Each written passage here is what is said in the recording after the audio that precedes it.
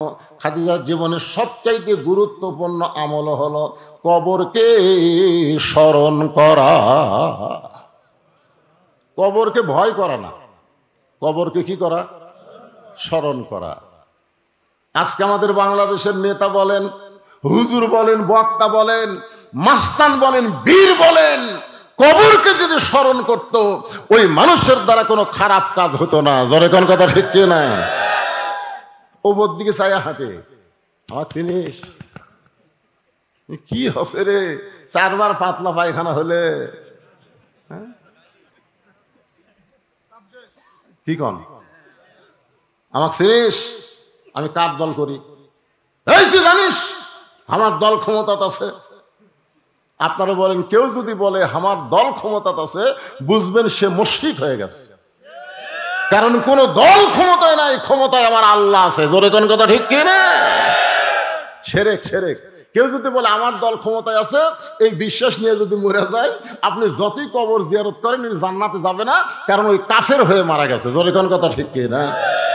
আল্লাহর নবী জান্নাতুল মাওয়া গোরস্থানের মধ্যে একটা কবরের পাশে দাঁড়িয়ে ছোট বাচ্চার মতন কান্না শুরু করে দিলেন। সাহাবারা বললেন, ইয়া রাসূলুল্লাহ, অনেক কবর জান্নাতুল মাওয়ায়, কিন্তু এই কবরের পাশে দাঁড়ায়া আপনি এমন করে কাঁদতেছেন। আল্লাহ রাসূল বললেন, সাহাবীরা রে, এই কবরের মধ্যে যিনি শায়িত আছে তিনি হলেন আমার দরদের বিবি খাদিজা।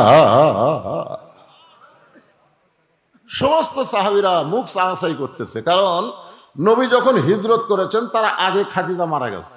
তখন নবীর সাহাবীর সংখ্যা ছিল 300 জন। জোরে কোন কয়জন? আর যখন মক্কা বিজয় হয়েছে তখন নবীর সাথে আছে কতজন? তাহলে 300 জন মাইনাস করলে কত হয়? 9700 জন সাহাবী খাদিজা সম্পর্কে জানে যে নবীর একটা বড় বউ ছিল, তার নাম খাদিজা, কিন্তু খাদিজারে কেউ বোঝেও না, চিনেও না। 9700 জন সাহাবী বললেন, ইয়া রাসূলুল্লাহ, আপনার দরদের বিবি খাদিজা সম্পর্কে আমরা শুনেছি, কিন্তু খাদিজা সম্পর্কে তো আমরা জানি না। হুজুর যদি আমাদের একটু জানাতেন। আল্লাহ রাসূল বলে, সাহাবীরা রে, আমার খাদিজার সম্পর্কে যদি জানতে চাও তাহলে শুনে নাও। সমস্ত সাহাবীরা নবীকে অনুসরণ করলেন। আল্লাহর নবী সমস্ত সাহাবীকে বিজয়ের আনন্দ মিছিল না করতে দেওয়ার জন্যে নবী একটা জায়গার মধ্যে প্রবেশ করলেন, যে জায়গার নাম হলো জান্নাতুল মাওয়া। সে জায়গার নাম কি? নবী আস্তে আস্তে জান্নাতুল মাওয়া গোরস্থানের মধ্যে ঢুকলেন। আপনারা বলেন, নবী যখন গোরস্থানের মধ্যে ঢুকবে সাহাবীরা তখন কি করবে? মা আতাকুমুর রাসূলু ফাখুযুহু। আল্লাহ কোরআনে বলেছেন, নবী যেটা করবেন তোমাদেরকে সেটাই করা লাগবে। এ কথা কার? আরো জোরে বলেন। আল্লাহর নবী যখন জান্নাতুল মাওয়া গোরস্থানের মধ্যে ঢুকলেন, সমস্ত সাহাবীরা নবীকে অনুসরণ করে ওই গোরস্থানের মধ্যে ঢুকলেন। আপনার বলেন তো, গোরস্থানের মধ্যে যখন কোনো মানুষ যায়, ওই মানুষ কি তখন কি আর আনন্দ করতে চায়? মানুষকে যদি আপনি সাইজ করতে চান তাহলে 4 তলা 5 তলা বাড়ি না দেখায় গোরস্থান দেখান। সব কি দেখতেছেন ভাই? 5 তলা করছি, রড বার করে থুসি, আর 1 তলা করবার চাই। কান্দের ফেরেস্তা কয়, লাগে রে, এইরকম দেখতেছে তো ফেরেস্তা চাপ খাচ্ছে, বুঝলেন? লাগিচ্ছে রে, এই শয়তান, ওই 6 তলা না দেখে কবরস্থান দেখ। দেখ, কবরস্থান দেখতে ফেরেস্তারা চাপ খাবি? কথা কন না কেন? বাংলাদেশে কোনো গোরস্থান 2 তলা আছে? 3 তলা, 4 তলা, সব কয় তলা? যদি মন্ত্রী, প্রেসিডেন্ট, জিল্লুর রহমান, জিয়াউর রহমান, শেখ মুজিবুর রহমান, সব 1 তলা। আর দুনাত বানাচ্ছে 22 তলা। আন্তর্জাতিক খ্যাতি সম্পন্ন মুফাসসিরে কুরআন মুফতি আলহাজ মাওলানা মোহাম্মদ ফজলুর রশিদ মিয়া, আমি আজকের অনুষ্ঠানের মূল আকর্ষণ প্রধান বক্তাকে তার মূল্যবান বক্তব্য তুলে ধরবার জন্য সবিনয় অনুরোধ করছি।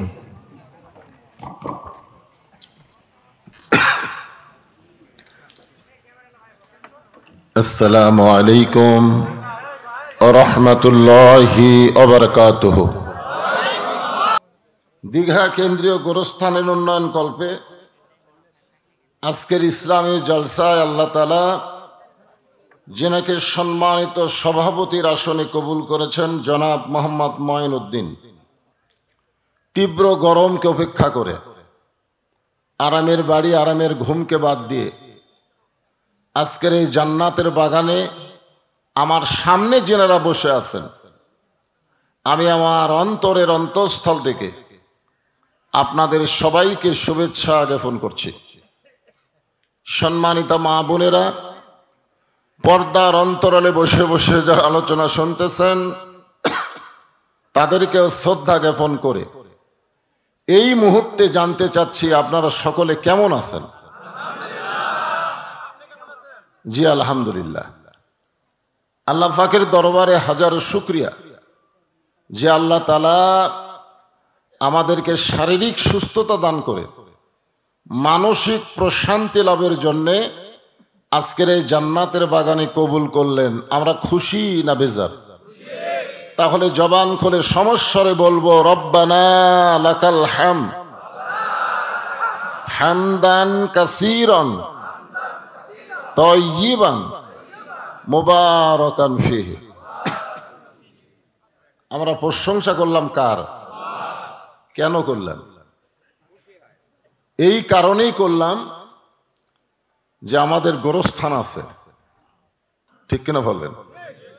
আমরা মরে যাওয়ার পরেও আমাদের দোয়া করার মতন মানুষ আছে। অন্য ধর্মে কিন্তু এরকম গোরস্থান নাই। আছে? শ্মশান আছে, শ্মশান, গোরস্থান নাই।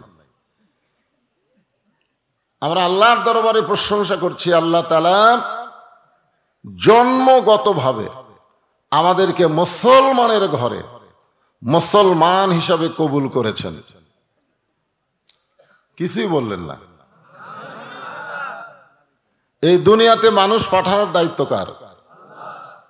আল্লাহ যদি আমাদেরকে হিন্দুর ঘরে পাঠাতো, মনে করেন, একবার চিন্তা করে দেখেন, যদি আল্লাহ আমাদেরকে হিন্দুর ঘরে পাঠাতো আমাদের করার কিছু ছিল? যে আল্লাহ তাআলা বৌদ্ধ খ্রিস্টানদের ঘরে না পাঠায় সরাসরি জন্মগতভাবে আমাদেরকে মুসলমানের ঘরে কবুল করেছেন। এখন হয়তো অনেক অন্য ধর্মের ভাইরা বলবে, তাহলে আমরা কি?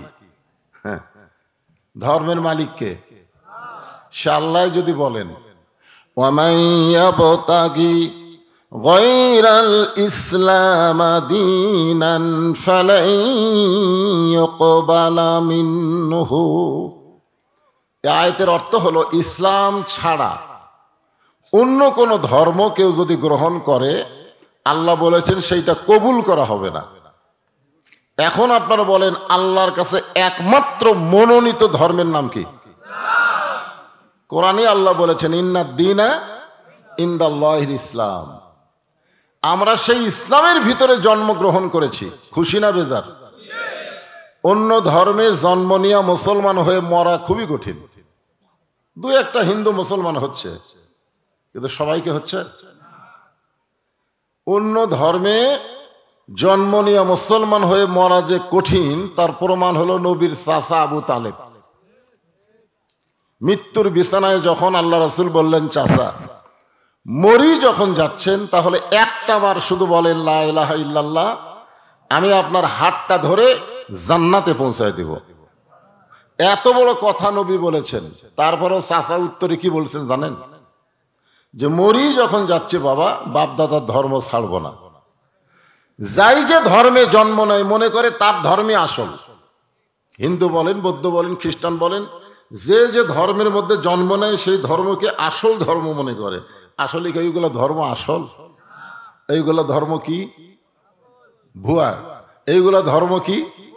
আরো জোরে বলেন। বাংলাদেশে ভুয়া ভুয়া একটা শব্দ আছে না নাই?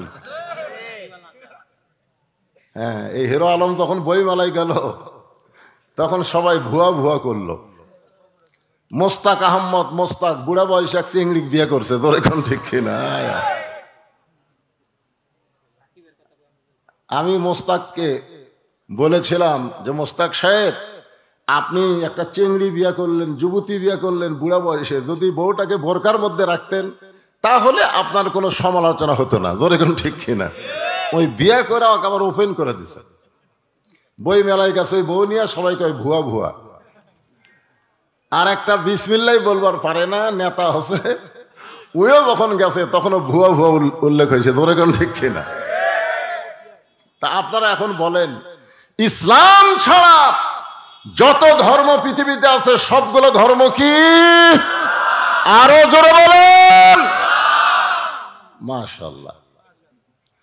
এই ধর্মের মধ্যে আমরা জন্ম নিয়েছি, আমাদের মতন ভাগ্যবানকে আমরা একটা আল্লাহ পেয়েছি। জোরে কোন কি পাইছি? যে আল্লাহর প্রশংসা করলে আল্লাহ এত খুশি হয়, আসমান এবং জমিনের ফাঁকা জায়গাটা আল্লাহ নেকি দিয়ে পরিপূর্ণ করে দেয়। এই যে সুবহানাল্লাহ বললেন, কি চালাক আপনারা জানেন? এই সুবহানাল্লাহ বলার কারণে আপনি বসে আছেন দীঘার মাহফিলে, আর আপনার নামে আল্লাহ একটা গাছ লাগালো জান্নাতের বাগানে। যতবার সুবহানাল্লাহ বলবেন ততবারই একটা করে গাছ লাগবে। কি গাছ? ইউক্যালিপটাসের গাছ, মেহগনি। আল্লাহ বলেছেন একটা ফলবান বৃক্ষের গাছ লাগানো হবে, যেই গাছের সীমানা অতিক্রম করতে একটা তাজা ঘোড়া দৌড় মারলে 500 বছর লাগবে। এখন বলেন তো বেহেশত কত বড়? যে বেহেশত আল্লাহ আমাদেরকে দিবেন, আপনারা সে বেহেশতে যাবেন না? মাশাআল্লাহ। আমরা আল্লাহর প্রশংসা করার কারণ হলো আমাদের ভাগ্য এত ভালো যে আমরা যত পাপী হই না কেন আমাদের জান্নাত পাওয়ার সম্ভাবনা 100%। সুবহানাল্লাহ হলো না? মানে আমরা যতই পাপ করি না কেন তারপরেও আমরা জান্নাত পাবো।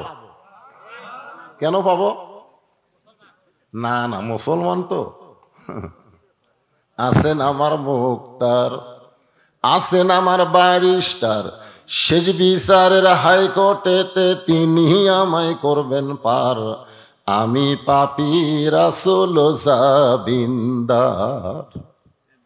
আল্লাহ যখন হাকিম হয়ে আমাদেরকে আসামি বানায় বিচার শুরু করবেন, ওই সময় আমাদের নবী উকিল হয়ে ব্যারিস্টার হয়ে আমাদের প্রতি আল্লাহর কাছে জেরা করে আমাদেরকে সুপারিশ করে জান্নাতে পৌঁছায়া দিবে। তাহলে আমাদের নবী কি?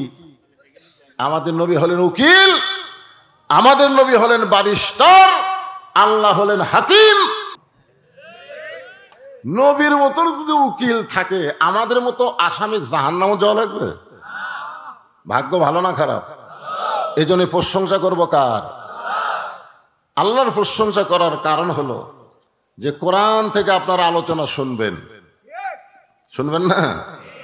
এই কোরআনের মধ্যে কোনোই সন্দেহ নাই, কোনোই সন্দেহ নাই। অনেকে বলতে পারেন হুজুর যখন কোরআন আল্লাহ নাজিল করছে 1500 বছর আগে তখন সন্দেহ ছিল না, এত বছরে কি কিছুই ঢোকেনি? আপনারা বলেন তো, ঈসা আলাইহিস সালাম যতদিন ছিলেন ততদিন ইনজিল শরীফ এটা সঠিক ছিল, দাউদ আলাইহিস সালাম যতদিন ছিল ততদিন জাবুর সঠিক ছিল, মুসা আলাইহিস সালাম যতদিন ছিলেন ততদিন তাওরাত কিতাব সঠিক ছিল। কিন্তু ওই নবীরা বিদায় নেওয়ার পরে নবীর উম্মতেরা কিতাবের মধ্যে ইচ্ছা মতো ঢুকাছে, ইচ্ছা মতো বাদ দিয়েছে। কিন্তু আমাদের নবী দুনিয়া থেকে বিদায় নেওয়ার পরে এই কোরআন শরীফের ভিতরে নবীর কোন উম্মতেরা কম বেশি করতে পারছে? কেন পারে নাই?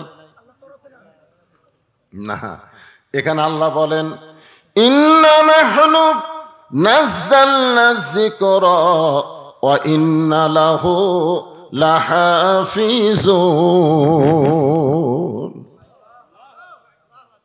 আল্লাহু আকবার সবাই বলতে পারবে না তো। বাংলাদেশে অনেক বড় বড় দল আছে দেখবেন, ওই দলে বহু স্লোগান আছে কিন্তু আল্লাহু আকবার স্লোগান নাই। আছে? যদি কেউ দেয় ঘাট ধরে বাইর করে দিবি, কারণ হামাকের দল তো আল্লাহু আকবার নাই রা। আপনারা কি সেই দলের মানুষ নাকি? কোরআনের তেলাওয়াত শুনে ইমান বৃদ্ধি পায়, এ কথা আমার না আল্লাহর।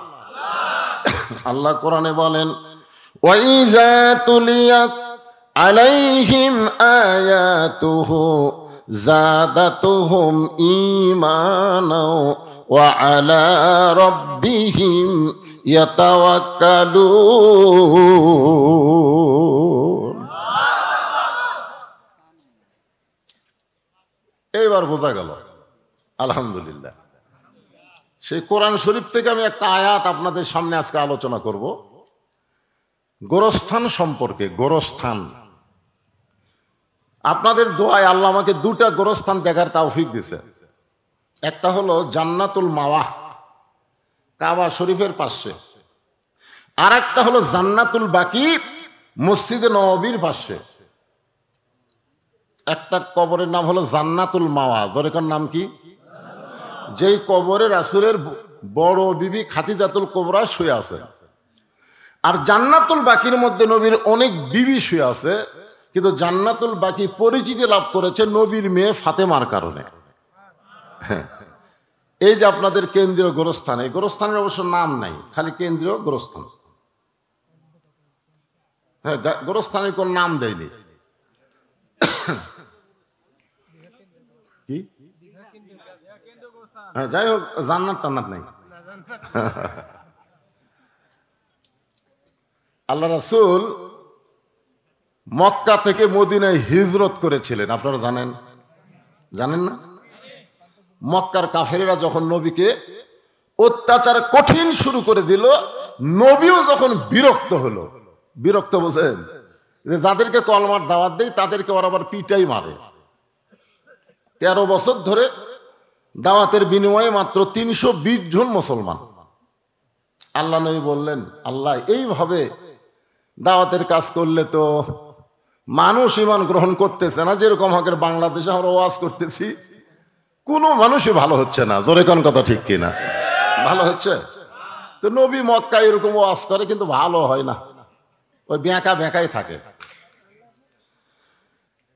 আল্লাহ বললেন, ঠিক আছে, অতি অল্প সময়ের মধ্যে বেশি মানুষকে মুসলমান যদি করতে চান, তাহলে আপনি মক্কা থেকে মদিনায় যান। মক্কা থেকে কোথায় যান? মদিনায় যান। গভীর রাত্রে আমাদের নবী মক্কা থেকে মদিনায় হিজরত করলেন। এই হিজরত করার 8 বছর পর, জোরে কোন কয় বছর? 8 বছর পরে নবী 10,000 সাহাবী নিয়ে মক্কা বিজয় করলেন। আপনারা বলেন তো, 13 বছরে মক্কায় কয়জন মুসলমান? 320 জন। আর 8 বছরে মদিনায় 10,000কে নিয়ে মক্কা বিজয়। এখন আপনাদের কাছে আমার প্রশ্ন হলো যে মক্কার ইসলাম আর মদিনার ইসলাম দুইটা কি এক? কোন তো তফাৎ কি? বর্তমানে বাংলাদেশে যে ইসলাম চলতেছে এটা হলো মক্কার ইসলাম। জোরে কোন কিসের ইসলাম? মক্কার ইসলাম। মদিনার ইসলাম যদি আমরা চালু করতে না পারি, গোরস্থানে আমরা মানুষ দাফন করব, কিন্তু মুসলমান দাফন হবে না। অধিকাংশ মানুষ মারা যাচ্ছে, কিন্তু ঈমানের সাথে মরতেছে না। তার প্রমাণ কি? আমি আল্লাহর কোরআন থেকে আপনাদের দেখায় দেব। আল্লাহ এখানে কি বলতেছেন? ইয়া আইয়ুহাল্লাযীনা আমানুত্তাকুল্লাহা হাক্কা তুকাতিহি ওয়া লা তামুতুন্না ইল্লা ওয়া আনতুম মুসলিমুন। এই আয়াতের আগে অর্থ শোনেন। আগে অর্থ শোনা লাগবে না? একটু গরম তো, বিরক্ত হয়ে না, মনোযোগ দিয়ে শোনা লাগবে। হ্যাঁ, আল্লাহ বলতেছেন, যারা আমাকে বিশ্বাস স্থাপন করেছ, আমরা কি আল্লাহকে বিশ্বাস করি? এই ছেলেবেলারা মনোযোগ দেখো, আল্লাহকে বিশ্বাস করি? সাহাবারা জিজ্ঞাসা করলেন, এ রাসূলুল্লাহ, আল্লাহকে বিশ্বাস কেমনে করা যায়? রাসূল বললেন, ইকরার বিল লিসান, তাসদিক বিল জানান, আমল বিল আরকান, এরই নাম হলো ঈমান। খালি মুখ দিয়ে কইলাম আল্লাহকে বিশ্বাস করি, হ্যাঁ? মুয়াজ্জিন আযান দিলে মসজিদে যাই না, মুখে মুখে বলি আমি মুসলমান, কিন্তু আযান দিলে মসজিদে নামাজ পড়তে যাই না। আল্লাহ রাসূল বলেছেন, লা সালাত আলা ঈমানা, যার নামাজ নাই তার কোনো ঈমান নাই। বাইনাল আবদি ওয়াল কুফরি তারকুস সালাত, বান্দার কাফের মধ্যে পৃথক করার জিনিসটার নামই হলো নামাজ।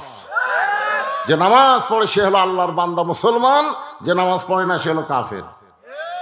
এখন আপনাকে দীঘা গোরস্থানে শুধু নামাজিদেরকে আপনি কবর দেন না বেনামাজিদেরকেও দেন? কি পাইকারি, তাই না? ইমাম মালিক রহমতুল্লাহ বলেন, তোমরা যদি জানো কোনো বেনামাজি মারা গেছে, তখন কোনো নামাজি লোক তার জানাজায় যদি শামিল হও, তোমার আমল নামায় 1 হোক বা পরিমাণ পাপ হবে। ছাত্র বললেন, হুজুর 1 হোক বা কি? বলে উহুদ পাহাড় সমান। তাহলে বেনামাজি মারা গেলে নামাজি ব্যক্তি তার জানাজায় গেলে তার আমলে সওয়াব হবে না পাপ হবে? তখন সমস্ত ছাত্র বলল, হুজুর বেনামাজি মরলে আমরা কি করব? তো বলে, রাস্তার কুত্তা মরলে তোমরা কি করো? রাস্তায় যদি কোনো কুকুর মরে তখন তোমরা কি করো?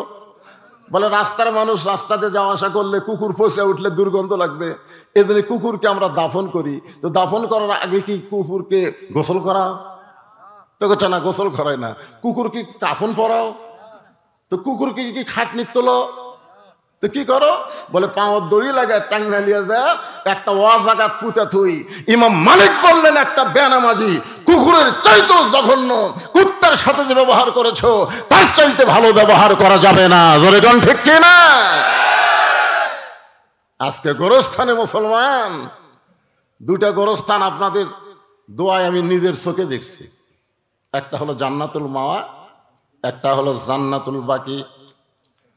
মক্কা বিজয়ের পরে আল্লাহর নবী কাবা ঘরের দিকে তাকায় আছে, এমন সময় হযরত ওমর মক্কা বিজয়ের আনন্দ মিছিল করার জন্যে, যেই মক্কা থেকে গভীর রাত্রে নবী হিজরত করেছেন, সেই মক্কা আল্লাহ মুসলমানকে দিলেন। এর জন্য বিজয়ের একটা মিছিল করবেন। হযরত ওমর বিজয়ের মিছিল করবে। যেরকম কিশোর মিছিল, আমাদের বাংলাদেশে বিজয়ের মিছিল আছে না নাই? 71 সালে যুদ্ধ হচ্ছে, এখনো 16ই ডিসেম্বর আসলে হায় হায় সেই রকম গান বাজায়। যারা মুক্তিযুদ্ধ করে শহীদ হয়েছে ওরকম যদি আল্লাহ 10 দিনের জন্য ফেরত দিত, এই যারা গান বাজাচ্ছে এই শালাকরক মারা যেত। জোরে কোন কথা ঠিক কিনা? এরাই হলো বাংলার সবচাইতে বড় রাজাকার। বিজয় দিবসে যারা হিন্দি গান বাজায়, এরাই তো রাজাকার। ওমর ফারুক বললেন, ইয়া রাসূলুল্লাহ, যে মক্কা থেকে একদিন গভীর রাত্রে আপনি মদিনায় হিজরত করেছিলেন, আজকে সেই মক্কা আল্লাহ আমাদেরকে দিল, আমরা বিজয় একটা আনন্দ মিছিল করব। সঙ্গে সঙ্গে আল্লাহ তাআলা নবীর উপরে একটা সূরা নাজিল করলেন। সেই সূরার নাম হলো সূরা নসর। জোরে বলেন, নাম কি? যারা পারেন তারা আমার সঙ্গে পড়বেন। ইজা জাআ নাসরুল্লাহি ওয়াল ফাত ওয়া রাআইতান নাসা ইয়াদখুলুনা ফি দীনিল্লাহি আফওয়াজা ফাসাব্বিহ বিহামদি রাব্বিকা ওয়াস্তাগফির ইন্নাহু কানা তাওয়াবা। আল্লাহ তাআলা নবীকে বললেন, নবী গো, উমর সাহাবীদেরকে নিয়ে যে আনন্দ মিছিল করতে চায়, উমরকে বলে দেন মক্কা বিজয় কোন মানুষের দ্বারা হয়নি, মক্কা বিজয় হয়েছে আল্লাহর সাহায্য দিয়া। জোরে কোন, কার সাহায্য? কথা কন না কেন? তো বিজয় মিছিল না করে কি করা লাগবে? ফাসাব্বিহ বিহামদিকা ওয়াস্তাগফির। হ্যাঁ, কিছু না, আস্তে আস্তে। এত বড় মুরব্বী মানুষ বাতাস করলে আপনাকে এলাকার ফ্যান চলে না? আশ্চর্য কথা রে বা। তাহলে এই মাইক যদি এলাকা তারও আমার মাহফিল আছে, তারাও যদি নেয় আর এরকম ফ্যান যদি না দেয়, তাহলে এই মাইকের বিরুদ্ধে আমার বলা লাগবে।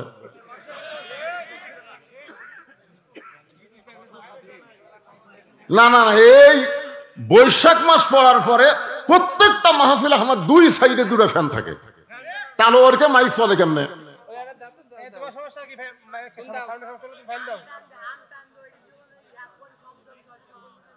তোর মাইক একলাই চলে নাকি রে? তুই তো 2 দিনকার চ্যাংড়া রে। আমার ওয়াজের বয়স হলো 39 বছর। 39 বছর হয়ে ওয়াজ করি। আচ্ছা ঠিক আছে, লাগবে না। ও যখন বলতেছে আপনিও ফাঁকা হেঁকান না, দরকার নাই, আজ ঘামাই ওয়াজ হবে, কি অসুবিধা? এই ঠিক আছে ঠিক আছে, তোর লাগবে না, তোর মাইক দুর্বল। হ্যাঁ, সবাই একটু জিকির করেন, লা ইলাহা ইল্লাল্লাহ, লা ইলাহা ইল্লাল্লাহ। আল্লাহর জিকির করতে শরম আছে? হ্যাঁ, জবান খুলে লা ইলাহা ইল্লাল্লাহ। আল্লাহর নবী বলেন, কোন ব্যক্তি সারা জীবন যদি পাপ করে, সারা জীবন যদি পাপ করে আর মৃত্যুর সময় এ লা ইলাহা ইল্লাল্লাহ জিকির করতে করতে যদি মারা যায়, শুধুমাত্র জিকির তার মুখে জারি রাখার কারণে আল্লাহ তার জীবনের তামাম গুনাহ মাফ করে দেয়। হাঁকার লাগবে না বাবা, হাঁকার লাগবে না। আমার খুব শরম লাগে, একজন মানুষ আমাকে পাকা হাঁকাবে, আমি এমন কি হচ্ছি রে, দেখি গাও ঘামুক, অসুবিধা নেই। তাহলে এই জিকিরের গুরুত্ব বুঝলেন? সারা জীবন আপনি পাপ করছেন, কিন্তু মরার সময় এই কলেমার জিকির করতে করতে আপনি মারা গেছেন।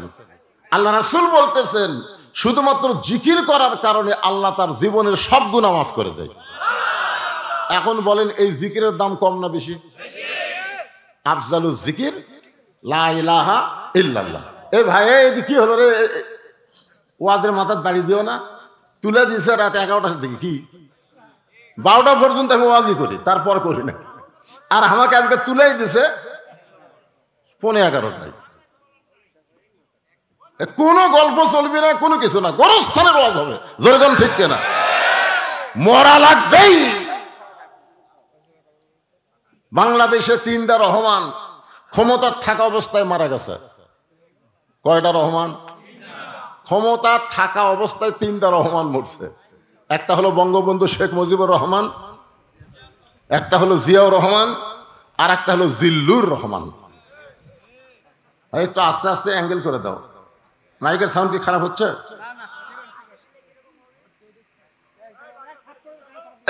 ঠিক আছে, ছোট মানুষ তো। আচ্ছা এই থাক, আর কিছু করা লাগবে না। এটা আসতেছে না? আসতেছে তো না? আপনি কি রক্ত নেই? এটা একটা কথা বললেন যে আপনার প্রয়োজন আছে। না না, সরাসরি না দেয়, একটু অ্যাঙ্গেল করে। হ্যাঁ,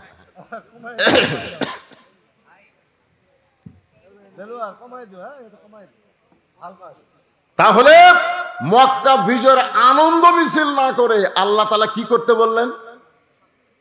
ফাসাব্বিহ বিহামদি রব্বিকা ওয়াস্তাগফির। তোমরা মনে করো না যে আমরাই মক্কা বিজয় করেছি, বিশ্বাস করতে হবে মুসলমানের বিজয় সাহায্যকার। নাসরুম মিনাল্লাহি ওয়া ফাতহুন করিব ওয়া বাশশিরিল মুমিনিন। এখন আপনারা বলেন, বাংলাদেশ বিজয় এটা কি ভারতের সাহায্য? হ্যাঁ, অনেকে বলে ভারত যদি সাহায্য না করত আমাদের বাংলাদেশ বিজয় হতো না। ভারত কি জানে না বাংলাদেশ 90% মুসলমান? ভারত অবশ্যই জানে 90% মুসলমানের বাবরি মসজিদ যখন ভাঙ্গা রাম মন্দির তৈরি করব, অবশ্যই মুসলমানের কলিজায় রক্তক্ষরণ হবে। জোরে কোন কথা ঠিক কিনা? আপনারা বলেন, ভারতে কি মন্দির বানানোর জায়গা নাই?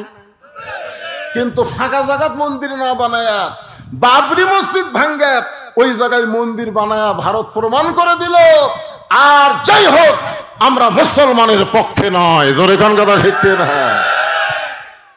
বাংলাদেশ স্বাধীন হয়েছে কার সাহায্যে? আরো জোরে বলেন। নবীর সঙ্গে খালি উমর ছিল, সাহাবীর সংখ্যা হলো 10,000। জোরে কোন কয় হাজার? সমস্ত সাহাবীরা বিজয়ের আনন্দ মিছিল যখন করতে চায়, নবী দেখলেন এতগুলো সাহাবীকে চিল্লায়া চিল্লায়া সাইজ করা সম্ভব না।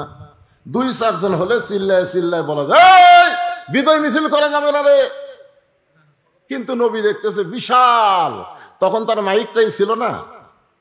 আল্লাহ কোরআনে বলেন, তাবারাকাল্লাযী বিয়াদিহিল মুলকু ওয়া হুয়া আলা কুল্লি শাইইন কাদির। গোটা পৃথিবীর রাজত্ব কর্তৃত্ব মালিকানা কার হাতে? সমস্ত ক্ষমতার মালিককে। সাহাবারা জিজ্ঞাসা করলেন, হে রাসূলুল্লাহ, মা খাদিজা কবরকে কেমন স্মরণ করত? আপনি যদি আমাদের বলতেন তাহলে আমরাও কবরকে স্মরণ করব। আজকে যারা এখানে বসেছেন, কবরকে স্মরণ করার দরকার আছে না নাই? মরণ কখন হবে? এই কখন হবে জানেন? একটা জিনিস আমাদের না জানা, সেটা হলো মৃত্যু। কখন হবে আমরা কেউ জানি না। এখানে যত লোক আমরা বসে আছি, আমরা বাড়ির থেকে আইছি, আবার বাড়িতে ফেরত যাবার পারবো তার গ্যারান্টি আছে? একটা লোক দাঁড়িয়ে বলেন, হুজুর আমার বাড়ি খুবই কাছে, তো এই যে আমার বাড়ি হুজুর, আমি বাড়ি যাবই, একটা লোক বলেন। তাহলে যদি ক্ষমতা না থাকে, কারা কারা ঈশান নামাজ না পড়ে ওয়াজ শুনতেছেন? যারা যারা ঈশান নামাজ না পড়ে ওয়াজ শুনতেছেন, আপনি কি জানেন যে আরো 20 বছর বাঁচবেন? তাহলে ফজরের আগে যদি আপনার মৃত্যু হয়, দুনিয়ার কত মুসলমান জানাজা করলে আপনি বেহেশত পাবেন? এই জন্য মনোযোগ দিয়ে শুনবেন। সাহাবীরা বললেন, হে রাসূলুল্লাহ, মা খাদিজা কবরকে কেমন স্মরণ করত? যদি আমাদের একটু বলেন আমরা আমল করতাম। আল্লাহ রাসূল বললেন, তাহলে শোনো। একদিন গভীর রাত্রে খাদিজাতুল কুবরা আমি নবীর হাতটা ধরে ছোট বাচ্চার মতন কাঁদতেছি। আল্লাহ রাসূল বলেন, খাদিজা, দুনিয়ার সবাই ঘুমায় গেছে, আপনি কেন কাঁদতেছেন? খাদিজা বলে, হুজুর আপনি না ঘুমাইলে আমি কোনোদিন ঘুমাই না। হুজুর আপনি না ঘুমাইলে আমি কোনোদিন ঘুমাই না। নবী চমকে গিয়ে বলে, খাদিজা আমি না ঘুমাইলে আপনি কেন ঘুমান না? খাদিজা বলে, হুজুর দুনিয়াতে প্রত্যেকটা বিবি বিয়ে হওয়ার পরে তার হাতটা স্বামীর হাতে তুলে দেয়, কিন্তু আমার ভাগ্য এমন, আমার হাতটা কেউ আপনার হাতে তুলে দেয় নাই, বরং আপনার চাচা আপনার 2 হাত আমার হাতে তুলে দিয়ে বলতেছেন, মা আজ থেকে আমার এতিমের দায়িত্ব তোমাকে দিয়া দিলাম। একটা গান আছে, শিশুকালে মইরা গেছে মা, গর্বে থাকতে মরছে পিতা, নবী চোখে দেখলেন না, কে করিবে লালন পালন, কে দিবে সান্ত্বনা, এই দুনিয়ার বড় এতিম নবী ছিলেন একজনা। হুজুর আপনি যখন ঘুমায় গেছেন, আমি তখন ঘুমের দোয়া পড়তেছি। কিসের দোয়া? আপনারা বলেন তো, ঘুমের দোয়া কি? একজন আমার দোয়া পড়ছে ঘুমের, কি জানেন? 5 তলা উঠা 1.5 লাখ টাকার খাট, 12,000 টাকার কম্বল, রাত 9টার সময় ঘুমের দোয়া পড়তেছে। আমার বাড়ি, আমার ঘর, আমাক নামাইকে। আর ঘুমের দোয়ার সাইজ দেখছেন? 9টার সময় 12,000 টাকার কম্বল গাওয়ার দেখায়, আমার বাড়ি, আমার ঘর, আমাক নামাইকে। এই বলে বেটা ঘুমাইছে। তো ফেরেশতা বলতেছে, আল্লাহ ই যে দোয়া পড়ে ঘুম আসলো, এক নামানোর কেউ নাই। আল্লাহ বলতেছে, একটু ধৈর্য ধর। রাত 3টার সময় 40 সেকেন্ডের একটা ভূমিকম্প। কয় সেকেন্ডের? খালি 2 বার বিল্ডিং ওই এত ফোর্সে নামছে, কম্বলের মধ্যে লুঙ্গি খুলে আছে, ওটাও পরার টাইম পাইনি। আল্লাহ বলতেছে, ফেরেশতা বলতেছে, আল্লাহ নামাইলা, তাই বলে ন্যাংটা করে নামাইলা। অহংকার করেন না, যে কোনো মুহূর্তে আল্লাহ নামাতে পারে, 1 সেকেন্ড সময় লাগবে না। জোরে কোন কথা ঠিক না? এই জন্য ঘুমের আগে একটা দোয়া আছে, আপনারা সবাই পড়বেন। পড়েন তো? পড়েন তাহলে আমার সঙ্গে, আল্লাহুম্মা বিইসমিকা আমুতু ওয়া আহইয়া। এখনকার যুবকেরা তো 4G মোবাইল পাচ্ছে, জানলা দরজা বন্ধ করে কয় কেউ দেখতেছে না রে, এখন চালু করি রে। বাপ মা ঘুমায় গেছে, জানলা দরজা বন্ধ, কে দেখ ফিরে? 2 কান্দে 2 ফেরেশতা, এই শয়তান। সবাই ঘুমায় গেলে আমরা 2 জন কি করতেছি? আপনি যেখানেই যান আপনার সঙ্গে 2টা ফেরেশতা আছে না নাই? জোরে খান আছে না নাই? এটা কি আমার কথা না কোরআনের কথা? তোমার দুই কান্দে দুই মোহরি লিখিতেছেন ডায়েরি, দলিল দেখে রায় দিবে, টাকা পয়সার নাই কারবার। কিরামান কাতিবিনা ইয়ালামুনা মা তাফআলুন।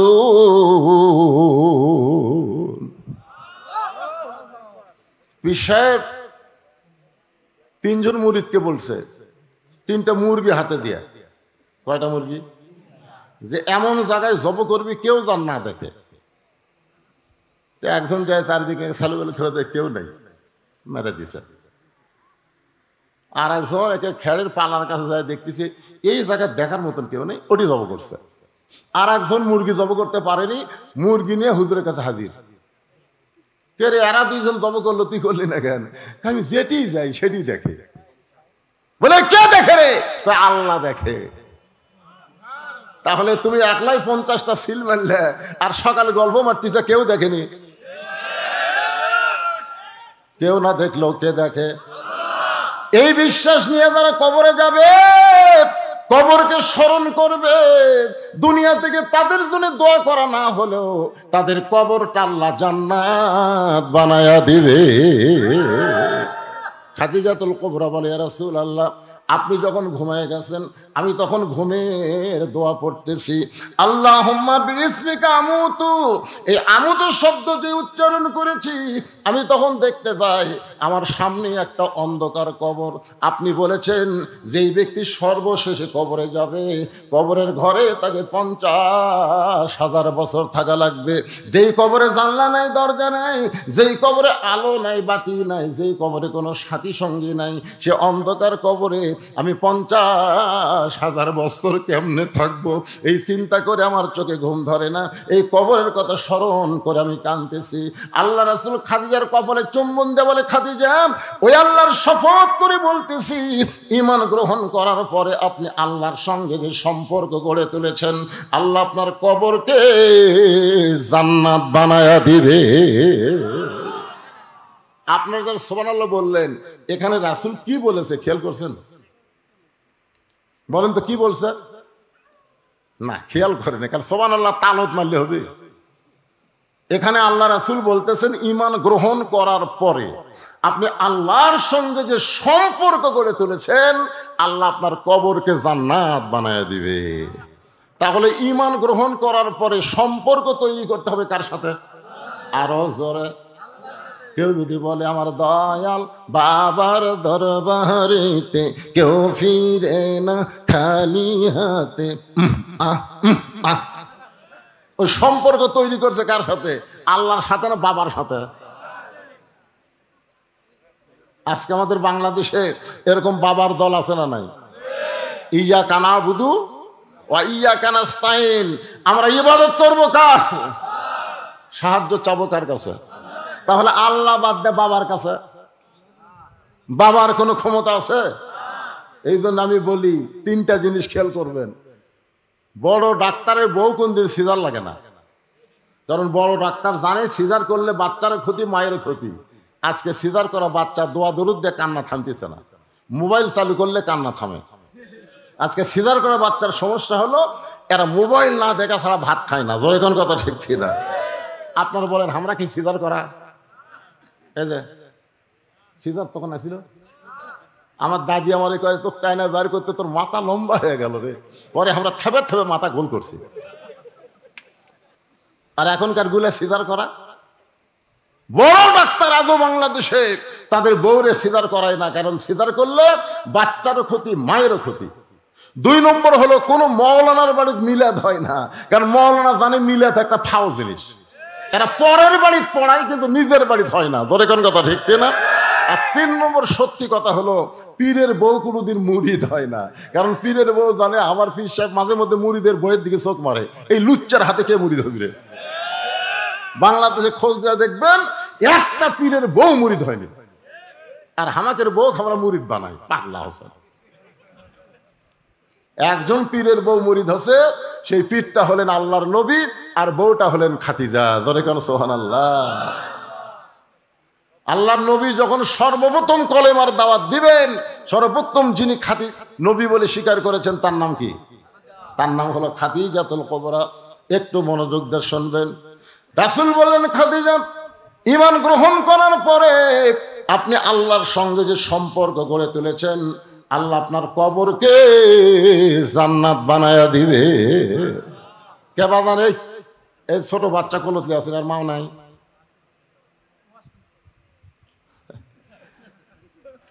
এখনকার মায়েরা বাচ্চা নিবে চায় না তো। মা গেছে মার্কেটে বাপের কাছে বাচ্চা দিয়ে। হ্যাঁ, শোনে?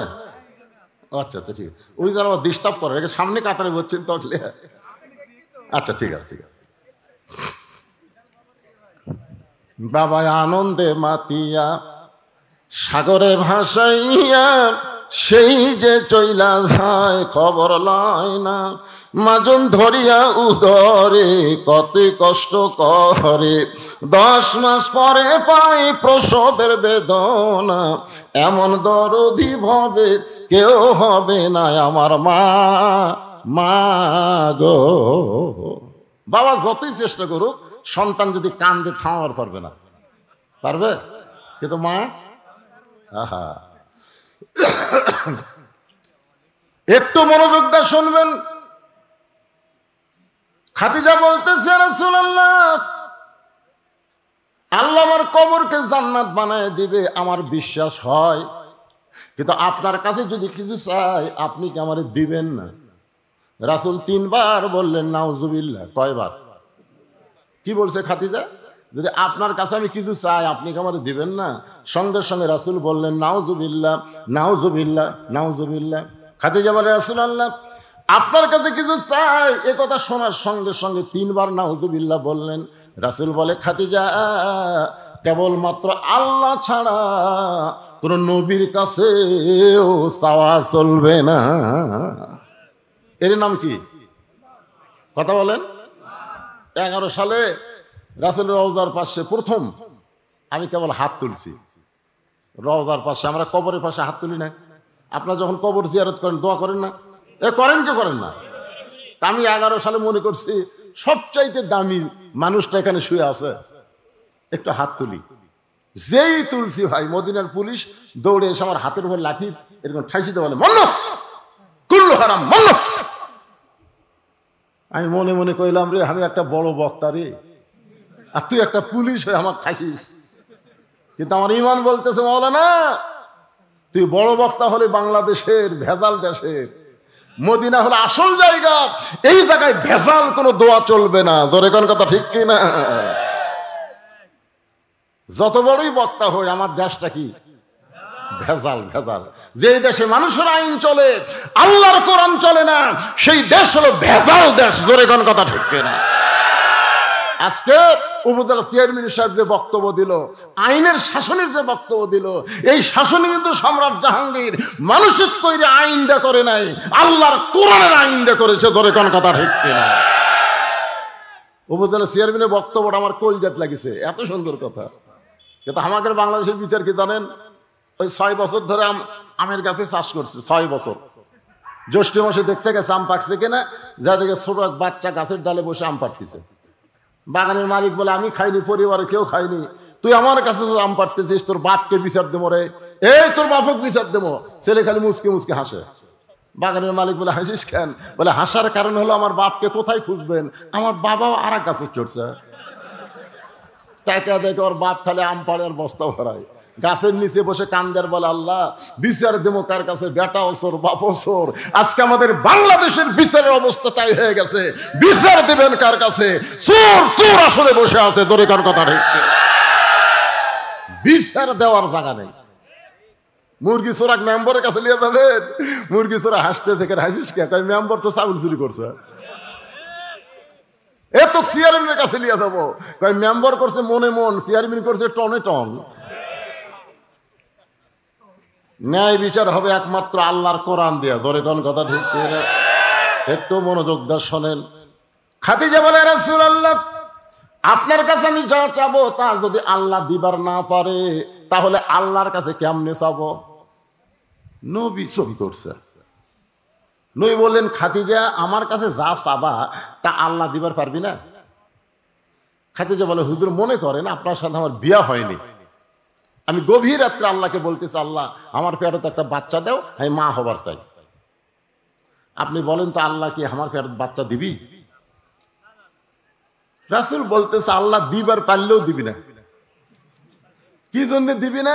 বাংলাদেশে 14 ফেব্রুয়ারি পালন হবে, বিয়া ছাড়া পেটত বাচ্চা হবে। জোরে কোন কথা ঠিক কি না? ওই মেয়ে মানুষক যদি ধরা হয় তোর পেটত বাচ্চাকে আল্লাহ দিছে। এই জন্য আল্লাহ দিবার পারলেও দিবে না। একজনকে আল্লাহ দিছিল, তার নাম হলো মরিয়ম। মরিয়মকে বাচ্চা দেওয়ার পরে জাকারিয়া নবী দা পিটন খাসে ভাই। জোরে কোন কথা ঠিক কি না? সমস্ত লোক সন্দেহ করে জাকারিয়া তোক দিয়ে কাম হলো। মরিয়মের বিয়ে হয়নি, পেটের মধ্যে বাচ্চা কেমনে আইলো? জাকারিয়া কান্দের কে, আল্লাহ কাম করলে তুমি আর পিটুন খাই আমি। আল্লাহ কাই, জাকারিয়া আদমকে আমি বাপ মা ছাড়া তৈরি করেছি, ঈসাকে আমি বাপ ছাড়া দুনিয়াতে পাঠাইছি। কিয়ামত পর্যন্ত এই ধারা বন্ধ হয়ে গেল, আর স্বামী ছাড়া কারো সন্তান পেটে আসবে। খাদিজা বলে, রাসূলুল্লাহ আমি আপনার কাছে যা চাবো তা যদি আল্লাহর না থাকে আল্লাহ কেমনে দিবে? রাসূল বলে, খাদিজা আল্লাহর নাই এ কথা বলা চলবে না। খাদিজা বলে, হুজুর আমার যা আছে আল্লাহর তা নাই। খাদিজা বলে, রাসূল বলে, খাদিজা তোমার কি আছে যে এটা আল্লাহর নাই? খাদিজা বলতেছে, আমার বাপ আছে মা আছে, কিন্তু আল্লাহর বাপ মা। খাদিজা বলে, আমার মৃত্যু আছে কিন্তু আল্লাহর মৃত্যু নাই। আমি খাদিজার ঘুম আছে কিন্তু আল্লাহর ঘুম নাই। আমি খাদিজা খাওয়া দাওয়া করি কিন্তু আল্লাহ খায় না। মান্দা যা করে আল্লাহ তা পারে না। ধরে কোন কথা ঠিক কি? রাসূল বলে, খাদিজা তাহলে আপনি কি চান? খাদিজা বলে, হুজুর আমি মরে যাওয়ার পরে আমার 3টা চাওয়া, জীবিত অবস্থায় চাইয়া আপনাকে কষ্ট দিব না, মরে যাওয়ার পরে 3টা জিনিস আমি চাই। ধরে বলেন কয়টা? 1 নম্বর হলো ওই যে গাড়ি হীরার মধ্যে আপনি 3 বছর সাধনা করার কারণে আল্লাহ তাআলা কোরআনের 5টা আয়াত আপনার উপর নাজিল করেছে। কোরআনের প্রথম 5টা আয়াত, সর্বপ্রথম শব্দটা হলো ইকরা। সবাই বলেন ইকরা বিইসমি রাব্বিকাল্লাযী খালাক। পড়ো তোমার আল্লাহর নামে। আমাদের বাংলাদেশে আল্লাহর নামে পড়ার মধ্যে কোনো খারাপি নাই, আর একদম বাগদম ঘোরানো সাজে এই মিথ্যা পড়ার মধ্যে খারাপি আছে। জোরে কোন কথা ঠিক কি না? আপনি বিশ্বাস করেন যারা ইকরা বিইসমি রাব্বিকাল্লাযী খালাক এই পড়া যারা পড়তেছে, এরা কোনদিন ওযু ছাড়া পড়ে? এরা কোনদিন পেশাব করে পানি লাই না? দেখছেন? কথা কয় না। ক্লাস 2-এ পড়ে, ফিটের উপর ক্লাসের ব্যাগ থুয়ে ওই খাড়া হয়ে পেশাব করতেছে। আমি বললাম, কেরে বসে থাকে কর, খাড়া হয়ে পেশাব করিস, পেশাব কেমনে করা লাগে তোর স্যার তোকে শিখাইনি? ও তখন চাষা যে কি খন প্রাইমারি পেশাব খানার যায় দিকে আমার স্যারই খাড়া হয়ে পেশাব করে। স্যার খাড়া হয়ে পেশাব করে, তার ছাত্র তো খাড়া হয়ে পেশাব করবেই। আর পড়াটা হলো আইরাই টিয়ে নাই ভরা দিয়ে নালে গেল বোয়াল মাছে, তাই না দেখা ভোদন নাচে। আর রাসূলকে আল্লাহ শিক্ষা দিলেন বিইসমি রাব্বিকাল্লাযী খালাক। যে আল্লাহ আপনাকে সৃষ্টি করেছেন সে আল্লাহর নামে পড়েন। সেই পড়াটা এই কোরআনে আছে না নাই? আসেন সবাই একটু কোরআনটা ধরেন, কোরআনটা খোলেন, কোরআন কি বলতেছে। আজও বাংলাদেশে অনেক যুবক আছে এখন পর্যন্ত কোরআনটা হাত দিয়ে স্পর্শ করে নাই। ইমাম গাজ্জালী বলেছেন, কাবা ঘরকে 1 কোটি বার চুমা খাইলে আল্লাহ তোমাকে যে সওয়াব দিবে তার চাইতে বেশি সওয়াব তুমি পাবে এই কোরআনকে পবিত্র অবস্থায় ধরে। কোরআনকে যদি 1টা বার চুমা খাও, কাবা শরীফ চুমা খাওয়ার চাইতে 1 কোটি গুণ বেশি সওয়াব আল্লাহ তোমাকে দান করবে। তাহলে এই কোরআন আমাদের ধরার দরকার আছে না নাই? ও আপনি সারা জীবন কোরআন পড়লেন না, আর আপনি মরে গেলেন, আপনার লাশের পাশে কোরআন শরীফ পড়তেছে, ঝুঁকতেছে আর মারতেছে, ঝুঁকতেছে আর মারতেছে। 1 খতম কোরআন হয়ে গেলে দোয়া করতেছে, আল্লাহ আমরা যে কোরআন শরীফ পড়লাম, আল্লাহ এর যা সওয়াব হয় সব এই মাইয়াতকে দাও। 2 কান্দে 2 ফেরেশতাকে আল্লাহ এই শয়তান কি কয়? আল্লাহ নবী কইছে যে ব্যক্তি কোরআন পড়বে প্রতি অক্ষরে তাকে 10টা করে নেকি দেওয়া হবে। আলিফ 10, লাম 10, মিম 10, পড়াও সারা, নেকি দেওয়াও সারা। ওই যে কোরআন পড়া নেকি তোর আমলনামায় লেখা হয়ে গেছে, ওই যে আবার চালান দিচ্ছে, যা পড়ছি আল্লাহ সবক দেও, একই সব কয়বার। আল্লাহ কয় ফেরেশতা তোরা সাক্ষী থাক, কোরআন কোনো মরা মানুষের জন্য নয়, কোরআন হলো জীবিত মানুষের হেদায়েতের খোরাক। জোরে কোন কথা ঠিক কি না? সারা জীবন কোরআনের বিরুদ্ধাচরণ করছে, কোরআনের হক কথা বললে কোরআনের মাহফিল বন্ধ করে দেয়, আর উই মরে গেছে ওর লাশের মাঝে কোরআন পড়ে ও জান্নাত ফিরে আসবে, এটা মামা বাড়ির কথা। জোরে কোন কথা ঠিক কি না?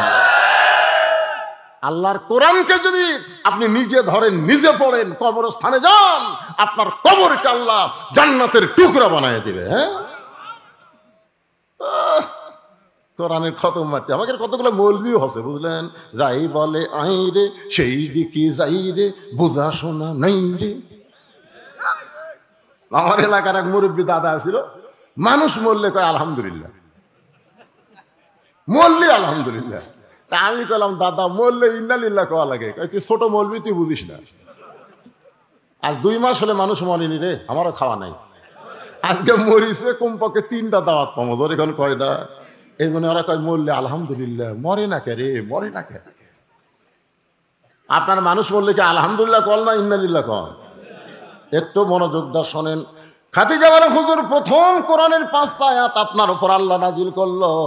আপনি গাড়ে হীরা থেকে আসার পরে পরনে যে জুব্বাটা ছিল, ওই জুব্বা আর আপনি কোনোদিন পরেন নাই, ওই জুব্বাটা যত্ন করে আপনি রাইখা দিয়েছেন। হুজুর আমি খাদিজা যখন মরে যাব, ওই জুব্বাটা আমার কাফনের কাপড় হিসাবে দিয়া দিবে।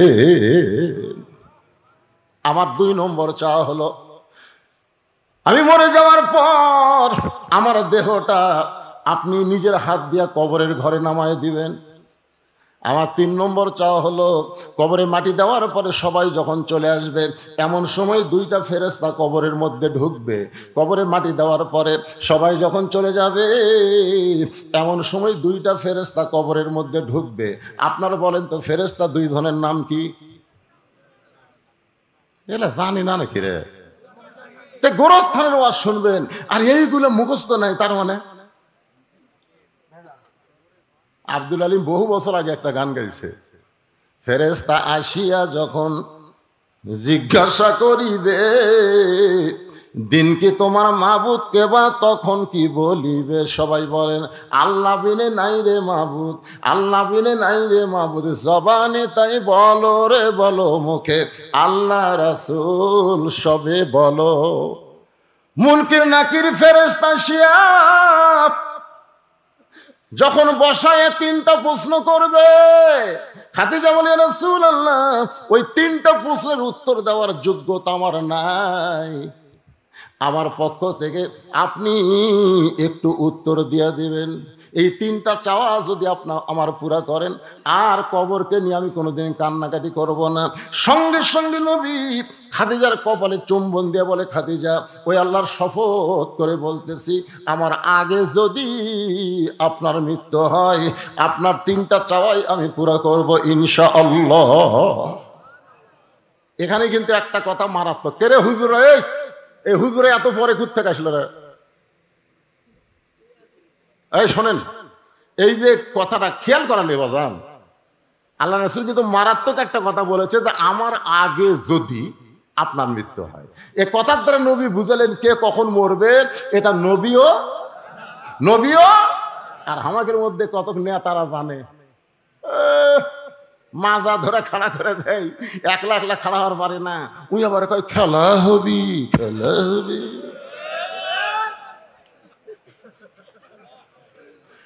একমাত্র অহংকারী মানুষ ছাড়া এমন কথা কেউ বলতে পারে না। জোরে কোন কথা? প্রতি কদমে কদমে মৃত্যুকে স্মরণ করো। যে বাড়ির থেকে এসেছো ওই বাড়িতে যাওয়ার মতন কোনো ক্ষমতা আমার নাই, আল্লাহ যদি না নিয়ে যায়। জোরে কোন ঠিক কিনা? মাঝে মধ্যে হর বউ বলে আজ কোথায় যাবেন ওয়াজ করবেন? আজকে বাঘাই যাচ্ছি, বাঘা দেখে শুনে ওয়াজ করবেন, দেখে শুনে ওয়াজ করবেন। কি দেখবো রে? বলে পুলিশের গাড়ি আছে কিনা দেখবেন, র্যাবের গাড়ি আছে কিনা দেখবেন, বর্তমান সরকারের কোনো ক্যাডার আছে কিনা দেখবেন। এগুলো যদি থাকে তাহলে তেল চালা ওয়াজ করবেন, ধরবার ছাড়া না পারে। আমি বইয়ের কপালে একটা চুমা খেলাম, বউ কয় চুমা খেলেন কেন? আমার কথা পছন্দ হয়েছে না। চুমা খাওয়ার কারণ হলো তো হয়তো আর কোনোদিন চুমা খাওয়া যাবে না, এটাই আমার জীবনের শেষ চুমা। বউ কয় কেন? পুলিশ ধরলেও তো ছাড়বি, যেরকম আজকে মামুনুল হক ছাড়ে দিচ্ছে। আচ্ছা না হোক, ছাড়ে দিবি তো। তাহলে চিন্তা করেন, পুলিশ ধরলেও তো ছাড়বে। আমি কইলাম পাগলি, তুই চিন্তা করিস পুলিশ ধরা, আর আমি চিন্তা করি আজরাইল ধরা। জোরে কোন কথা ঠিক কি না? প্রকৃত মুসলমান যারা হবে তারা পুলিশ ধরার টেনশন করবে না, আজরাইল ধরার চিন্তা করবে। জোরে কোন কথা ঠিক কি না? আপনারা কি ধরার চিন্তা করে? ভোটের আগে আমাদের বগুড়ার একজন লোক গোরস্থানের মধ্যে কবর করছে, জেতা মানুষ কবর করে নিচে খেয়ার, তারপর কমলটা ঘুম পাড়ে। পুলিশ আসার বাড়িতে খোঁজে পায় না। মাঝে মধ্যে বউক মোবাইল করে, কেরে খবর কি? বলে সন্ধ্যা থেকে 3 বার পুলিশ আসছিল। তাই কোনো টেনশন নাই, এমন জায়গাতে আসি পুলিশের বাপও আসবে না। মানে মরার আগে কবরস্থানে যায় নিরাপদ আছে। ওই বুঝিছে আসলে কবরস্থান নিরাপদ ভাই। বর্তমান যে ধরাধরি চলছে, গোরস্থান থাকাই ভালো। জোরে কথা কন না গায়। আমরা মরিয়া কবরে যাবার চাই না, আর ওই জেতা অবস্থায় কবরত গেছে। একটু মনোযোগ দিয়ে শুনবেন। খাদিজাতুল কুবরা বলে, রাসূলুল্লাহ আপনার আগে যদি আমি মৃত্যুবরণ করি তাহলে আমার 3টা চাওয়া আপনি পুরা করবেন, এইটাই আলহামদুলিল্লাহ। মা খাদিজা দুনিয়া থেকে বিদায় নিলেন, 3টা চাওয়া। জোরে বলেন কয় চাওয়া? 3টা চাওয়া পূরণ করার জন্যে আল্লাহ নবী লক্ষ্য করে দেখে খাদিজার পেট থেকে 4টা মেয়ে আল্লাহ দান করছে। নবীর মাধ্যমে মা খাদিজার পেট থেকে 4টা মেয়ে হয়েছে। জোরে কোন কয়টা? একটা মেয়ের নাম হলো রোকেয়া, একটা মেয়ের নাম হলো কুলসুমে, একটা মেয়ের নাম হলো জয়নাব, আর একটা মেয়ের নাম হলো ফাতেমা। রাসূল তাকায় দেখে 4টা মেয়ে কাঁদতেছে। 3টা মেয়ের কান্নার শব্দ হয়, কিন্তু একটা মেয়ে কান্দে, চোখ দিয়ে পানি ঝরে, কিন্তু কান্নার সাউন্ড নাই। 3টা মেয়ে কাঁদতেছে, আমার মা মইরা গেছে রে, কোথায় গেলে মা পাবো বলে দেও না আল্লাহ রে, হে আমার মা মইরা গেছে রে। কিন্তু ফাতেমা কাঁদতেছে, কান্নার কোনো সাউন্ড নাই, চোখ দিয়ে খালি দর দর করে পানি পড়তেছে। আপনারা বলেন তো, মেয়ে মানুষের জোরে কান্দা জায়েজ না হারাম? তাই বলে কি পুরুষের দরদ নাই? যেরকম দরদ আছে না নাই? আমার এলাকার এক মেয়ে কান্দিছে বাপের লাশের কাছে, আমার বাবা মইরা গেছে রে, মরার আগে খাট দিবার চাইছিল, এখন সেই খাট আমাকে দিবে কে, হে আমার বাবা মইরা গেছে রে। তখন বড় ভাই যা বলতেছে, পাগলি কান্দিস না, যে খাট আব্বা দিবার চাইছিল সেই খাট আমি তোকে দেবো রে, আর কান্দিস না, লাশ কষ্ট পাবি, আর কান্দিস না। তখন আবার বলতেছে, আমার বাবা মইরা গেছে রে, বাবা যে খাট দিবার চাইছিল বড় ভাই সেই খাট আমাকে দিবে, কিন্তু এত শোক দিবি কে, হে আমার বাবা মইরা গেছে রে। তখন ছোট ভাই যা বলতেছে, কান্দিস না, ল্যাপ শোক আমি দেবো। তখন সাইডে যা বলতেছে, মানুষ বুড়া হলে মরবি, তার মানে কি কানবি আর বানবি। জোরে কোন কথা ঠিক না? রাসূল 3টা মেয়ের কান্নার শব্দ, কিন্তু একটা মেয়ে কান্দে, কান্নার কোনো শব্দ নাই। ওই মেয়েটাকে আল্লাহ নবী ইশারা করলেন, ফাতেমা তুমি একটু আমার কাছে আসো। ফাতেমা যখন নবীর কাছে, আল্লাহর নবী ফাতেমাকে বললেন, মা তোমার মা দুনিয়া থেকে বিদায় নেওয়ার আগে আমাকে ওসিয়ত করে গেছে, মা ওসিয়ত পালন করা হলো ওয়াজিব। জোরে কোন ওসিয়ত পালন করা কি? মরার আগে ওসিয়ত করে গেছে, 3টা বিষয় ওসিয়ত করে গেছে, ওসিয়ত পালন করা লাগবে মা। নবী বলতেছেন ফাতেমাকে, এখান থেকে ওসিয়ত আপনি করতে পারেন, আপনি বলবেন আমার ওসিয়ত হলো আমি মরে যাওয়ার পর কোনো বেনামাজি আমার কবর খুঁড়তে পারবে না। আপনি ওসিয়ত করবেন আমি মরে যাওয়ার পর মসজিদের মুয়াজ্জিন আমাকে গোসল করে দিবে। আপনি ওসিয়ত করবেন বেশি মুসল্লি আমার দরকার নাই, কেবলমাত্র নামাজি যারা 5 ওয়াক্ত নামাজ পড়ে তারা আমায় জানাজায় হাজির হবে। এরকম ওসিয়ত করা ইসলামে জায়েজ আছে না নাই? এখন আপনারা বলেন তো, আপনাদের গোরস্থানে যারা কবর খোঁড়ে এরা কি নামাজি না বেনামাজি?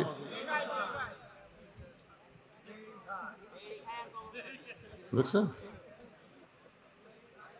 আপনারা জানেন আমার এলাকার কেউ মরলে ওরাই 5 জন, কেউ মরলে কয়জন? ওরাই 5 জন, যাই মরুক ওরাই 5 জন। যাই মরছে তার ভাইকে বলতেছে, ভাই তোর বাপ তো মরলো, আমরা 5 জন 5 প্যাকেট সিগারেট দে, এখন আর বিড়ি খানা সিগারেট। তখন 5 প্যাকেট সিগারেট দিছে, ওরা 5 জন ওটি থেকে ধরাছে। একজন কবর খুঁড়তেছে, ওইও টানতেছে, যাই মাটি সমান করতেছে ওইও টানতেছে, যাই নিচ থেকে মাটি উপর তুলে ফেলে দিচ্ছে ওইও টানতেছে। গোরস্থানে যত ফেরেস্তা আসলো একটাও নাই, কারণ সিগারেটের গন্ধে ফেরেস্তা থাকে? সব ফেরেস্তা রাস্তার খাড়ায় আস। আল্লাহ বলে ওই ফেরেস্তা রাস্তার কেন? ওই যে হারে বিড়ি খাচ্ছে আল্লাহ, ওই ধার দিয়ে তো আমরা যাওয়ার পারতেছি না। 2-1টা বিড়ি ওই দেওয়াল, মাটির দেওয়াল, কাঁচা দেওয়ালের সাথে বিড়ির দুর্গন্ধ লাগা আছে। দেখবেন যারা বিড়ি খায় ওর কাপড়ও বিড়ি বিড়ি গন্ধায়, ওই যে বিছনাথ থাকে ওই বিছনাও বিড়ি বিড়ি গন্ধায়, ওই যে বালিশত ঘুম পাড়ে ওই বালিশও বিড়ি বিড়ি গন্ধায়। ওর বউ বিড়ি খায় না, কিন্তু বিড়ি খোরের সাথে থাকার কারণে ওর বউটাও বিড়ি বিড়ি গন্ধায়। জোরে এখন কথা ঠিক কিনা? এখন কবর বিড়ি বিড়ি গন্ধাচ্ছে, অক মাটি দিয়ে সবাই চলে গেছে। মুনকিন নাকি লাখ ধরে ঢুকছে, মুনকিনে কিন্তু ঢোকা লাগবে। ঘাট ধরে তুলিছে, কে রে ভাই? আমার 3টা প্রশ্ন করা বাদ দে, ঘাট ধরে, এই শয়তান তোর কবর খুঁড়ছে কে? আগে সেটা কর, তোর কবর বিড়ি বিড়ি গন্ধায় করে। তুই দুনিয়াতে ভালো মিস্ত্রি দিয়ে 3তলা বিল্ডিং বানালি, যেই মিস্ত্রি বিল্ডিং বানালে তোর বিল্ডিং থাকবে না, ধ্বংস হবে না। তুই দুনিয়াতে কয়দিন থাকলি, তার জন্য ভালো মিস্ত্রি দিয়ে বিল্ডিং বানালি। আর যেই কবরে 50,000 বছর থাকা লাগবে, সেই কবর খোঁড়ার জন্য ভালো মিস্ত্রি তোর জগৎ পড়ে না? বিড়ি খোরের গোষ্ঠীরা কিরে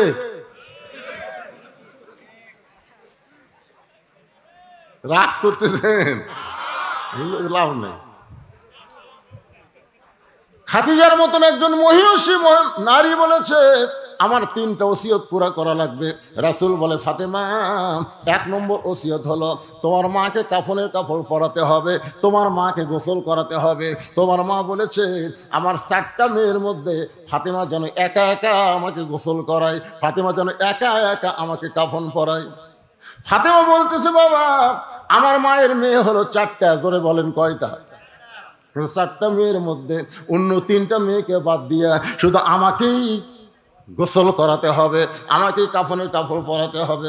ও বাবা, এই কথা মা বলল, কিন্তু আমার 3টা বোন তো মনে মনে মন খারাপ করবে। রাসূল বলে, ফাতেমা রে, তোমার মা যে তোমার মধ্যে কি দেখেছে, যেইটা দেখার কারণে তোমার মা তোমার ব্যাপারে আমাকে ওসিয়ত করেছে। তোমার মাকে গোসল করাতে হবে, তোমার সঙ্গে কেউ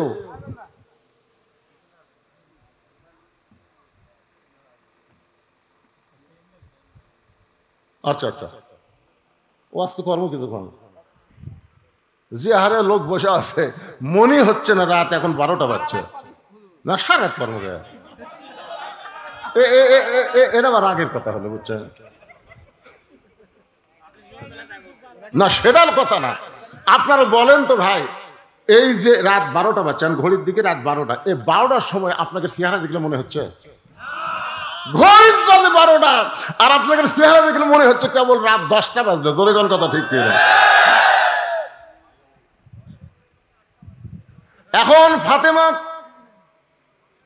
বলতেছে, বাবা আমার মা আরো 3টা বোন আছে, তাদের ব্যাপারে না বলে আমার ব্যাপারে ওসিয়ত করার কারণ কি? আল্লাহ রাসূল বলে, ফাতেমা তোমার মধ্যে তোমার মা এমন কিছু দেখেছে যেটা দেখার পরই তোমাকে মেনশন করেছে। ও ফাতেমা, তোমার মাকে তুমি গোসল করো। এবার ফাতেমা একা একা মা খাদিজাকে গোসল করালেন, নিজে একা একা নিজের মাকে গোসল করালেন। গোসল শেষ হওয়ার পরে এখন বাবার কাছে বলতেছে, বাবা গোসল তো হয়ে গেল, এখন কাফনের কাপড় দেন, আমার মাকে কাফনের কাপড় পরাতে চাই। সঙ্গে সঙ্গে নবী আমার ওই জুব্বা, জোরে বলেন কোন জুব্বা?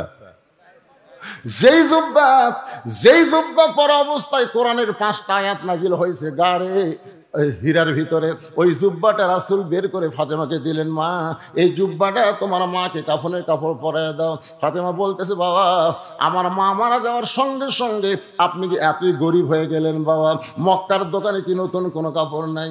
নতুন কোনো কাপড় না দিয়া এই পুরাতন জুব্বাখানা আমার মাকে কাফনের কাপড় দেন।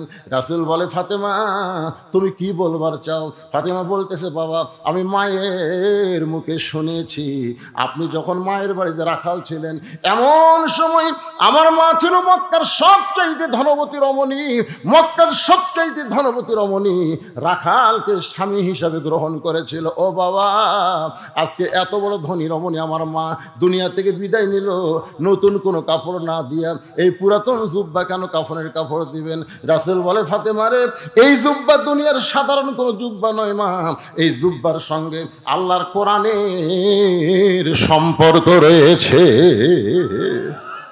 আপনারা বলেন তো, কোরআনের সম্পর্ক যার সাথে থাকে তার দাম কমে না বাড়ে?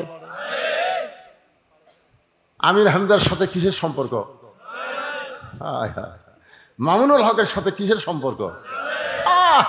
খালি ফেসবুক খুলে দেখেন, এখনো মুক্তি পাইনি, গোটা ফেসবুক দখল করছে।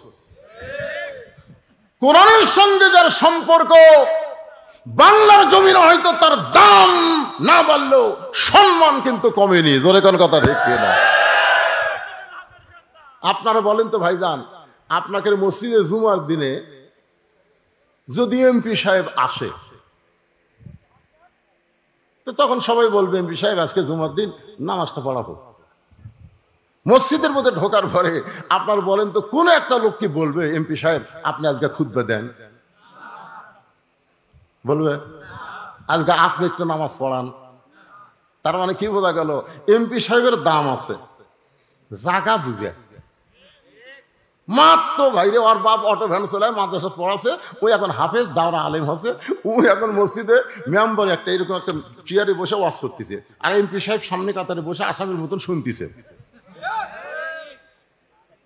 লোক ঝুঁকা ঝুঁকা ওয়াজ করতেছে।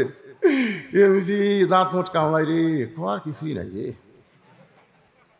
তারপরে যখন নামাজের সময় হলো, এমপি সাহেবের দিকে ইমাম সাহেব তাকায় দেখে, মারিয়া খায়া বুঝলেন উরা তার পেট এত মোটা করছে। ইমাম বলতেছে, আজকে তো রুকুর মধ্যে সাইজ কর্ম, কারণ যার উরাত মোটা পেট মোটা এক জায়গার তারা খুব বিপদে থাকে, সেটা হলো নামাজের রুকু। ধরে কন কি দেখুন, ওরা কিন্তু ফিট বেকা না করতে খারাপ হয়। মানে ইমাম কয়, আজকে সোহরাব বিল আজিম তাই নেটে না কোমরে রুকুত যা সোহরাব বিল আজিম সোহরাব বিল আজিম। ইমাম কয়, যতই মাজা কষা মাথা তুলবার পারবো রে, যতক্ষণ আমি না তুলবো। জোরে কোন কথা ঠিক কিনা? কোরআনের সঙ্গে যার সম্পর্ক, একই গাছের কাঠ দিয়ে তিনটা জিনিস বানাইছে, একটা হলো খাট, একটা হলো সোফা, আর একটা হলো রেহাল। একই গাছের কাঠ দিয়ে তিনটা জিনিস বানাইছে, একটা হলো খাট, একটা হলো সোফা, আর একটা হলো রেহাল। আপনার বলেন তো, এই তিনটা জিনিসের মধ্যে দাম বেশি কার? খাটের সাথে মানুষের সম্পর্ক, সোফার সাথে মানুষের সম্পর্ক, আর রেহালের সাথে আল্লাহর কোরআনের সম্পর্ক। শুধু কোরআনের সম্পর্ক থাকার কারণে একটা কাঠের রেহালের দাম যদি বাইরা যায়, তাহলে সেই কোরআনের সাথে আমাদের সম্পর্ক করার দরকার আছে না? না, কারা কারা করবেন? দুই হাত করে আমার আল্লাহকে একটু দেখান। লিল্লাহি তাকবীর, হাত নামান। আল কোরআনের আলো না, ওটাও লয়। শোনেন, এই যে সংসদে জ্বলার কথা বললে এক দল বলবি, আর ওই দল না না না, তা বলবেন কেন? অ্যাঙ্গেলে মার দিবেন। অ্যাঙ্গেলের মার কি জানেন? আল কোরআনের আলো সব জায়গায় যা। আপনারা বলেন সব জায়গা বললে এর মধ্যে সংসদ আছে না নাই?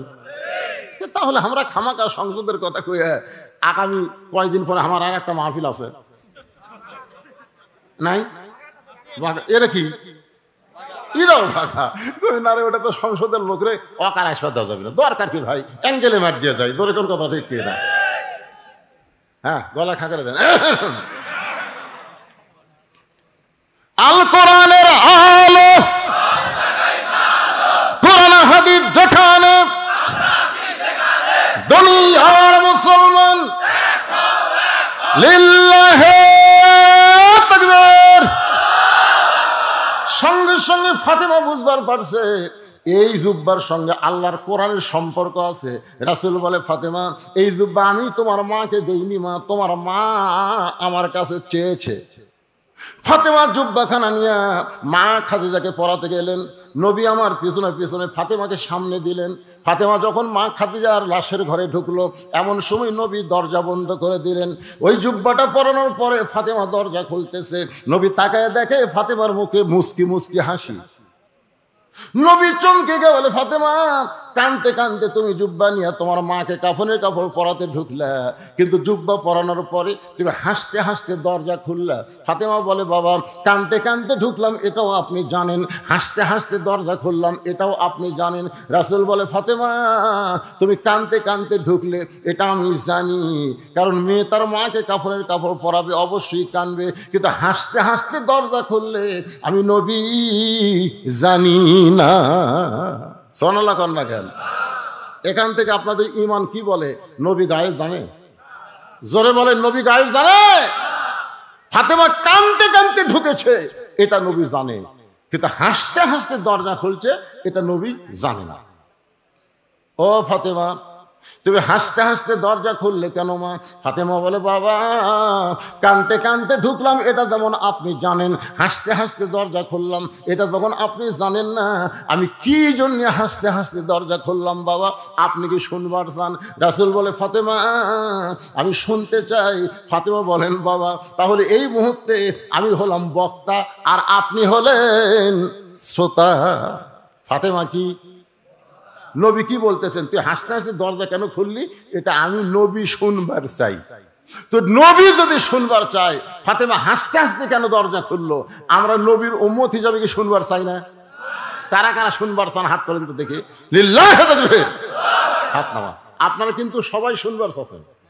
এখন যদি লিমা তাকুলু মালা তাফালুন, মানে শুনবার চাই হাত তুললেন, কিন্তু না শুনে যদি চলে যান তাহলে আপনারা মুসলমান হয়ে যাবেন না মুনাফিক হয়ে যাবেন?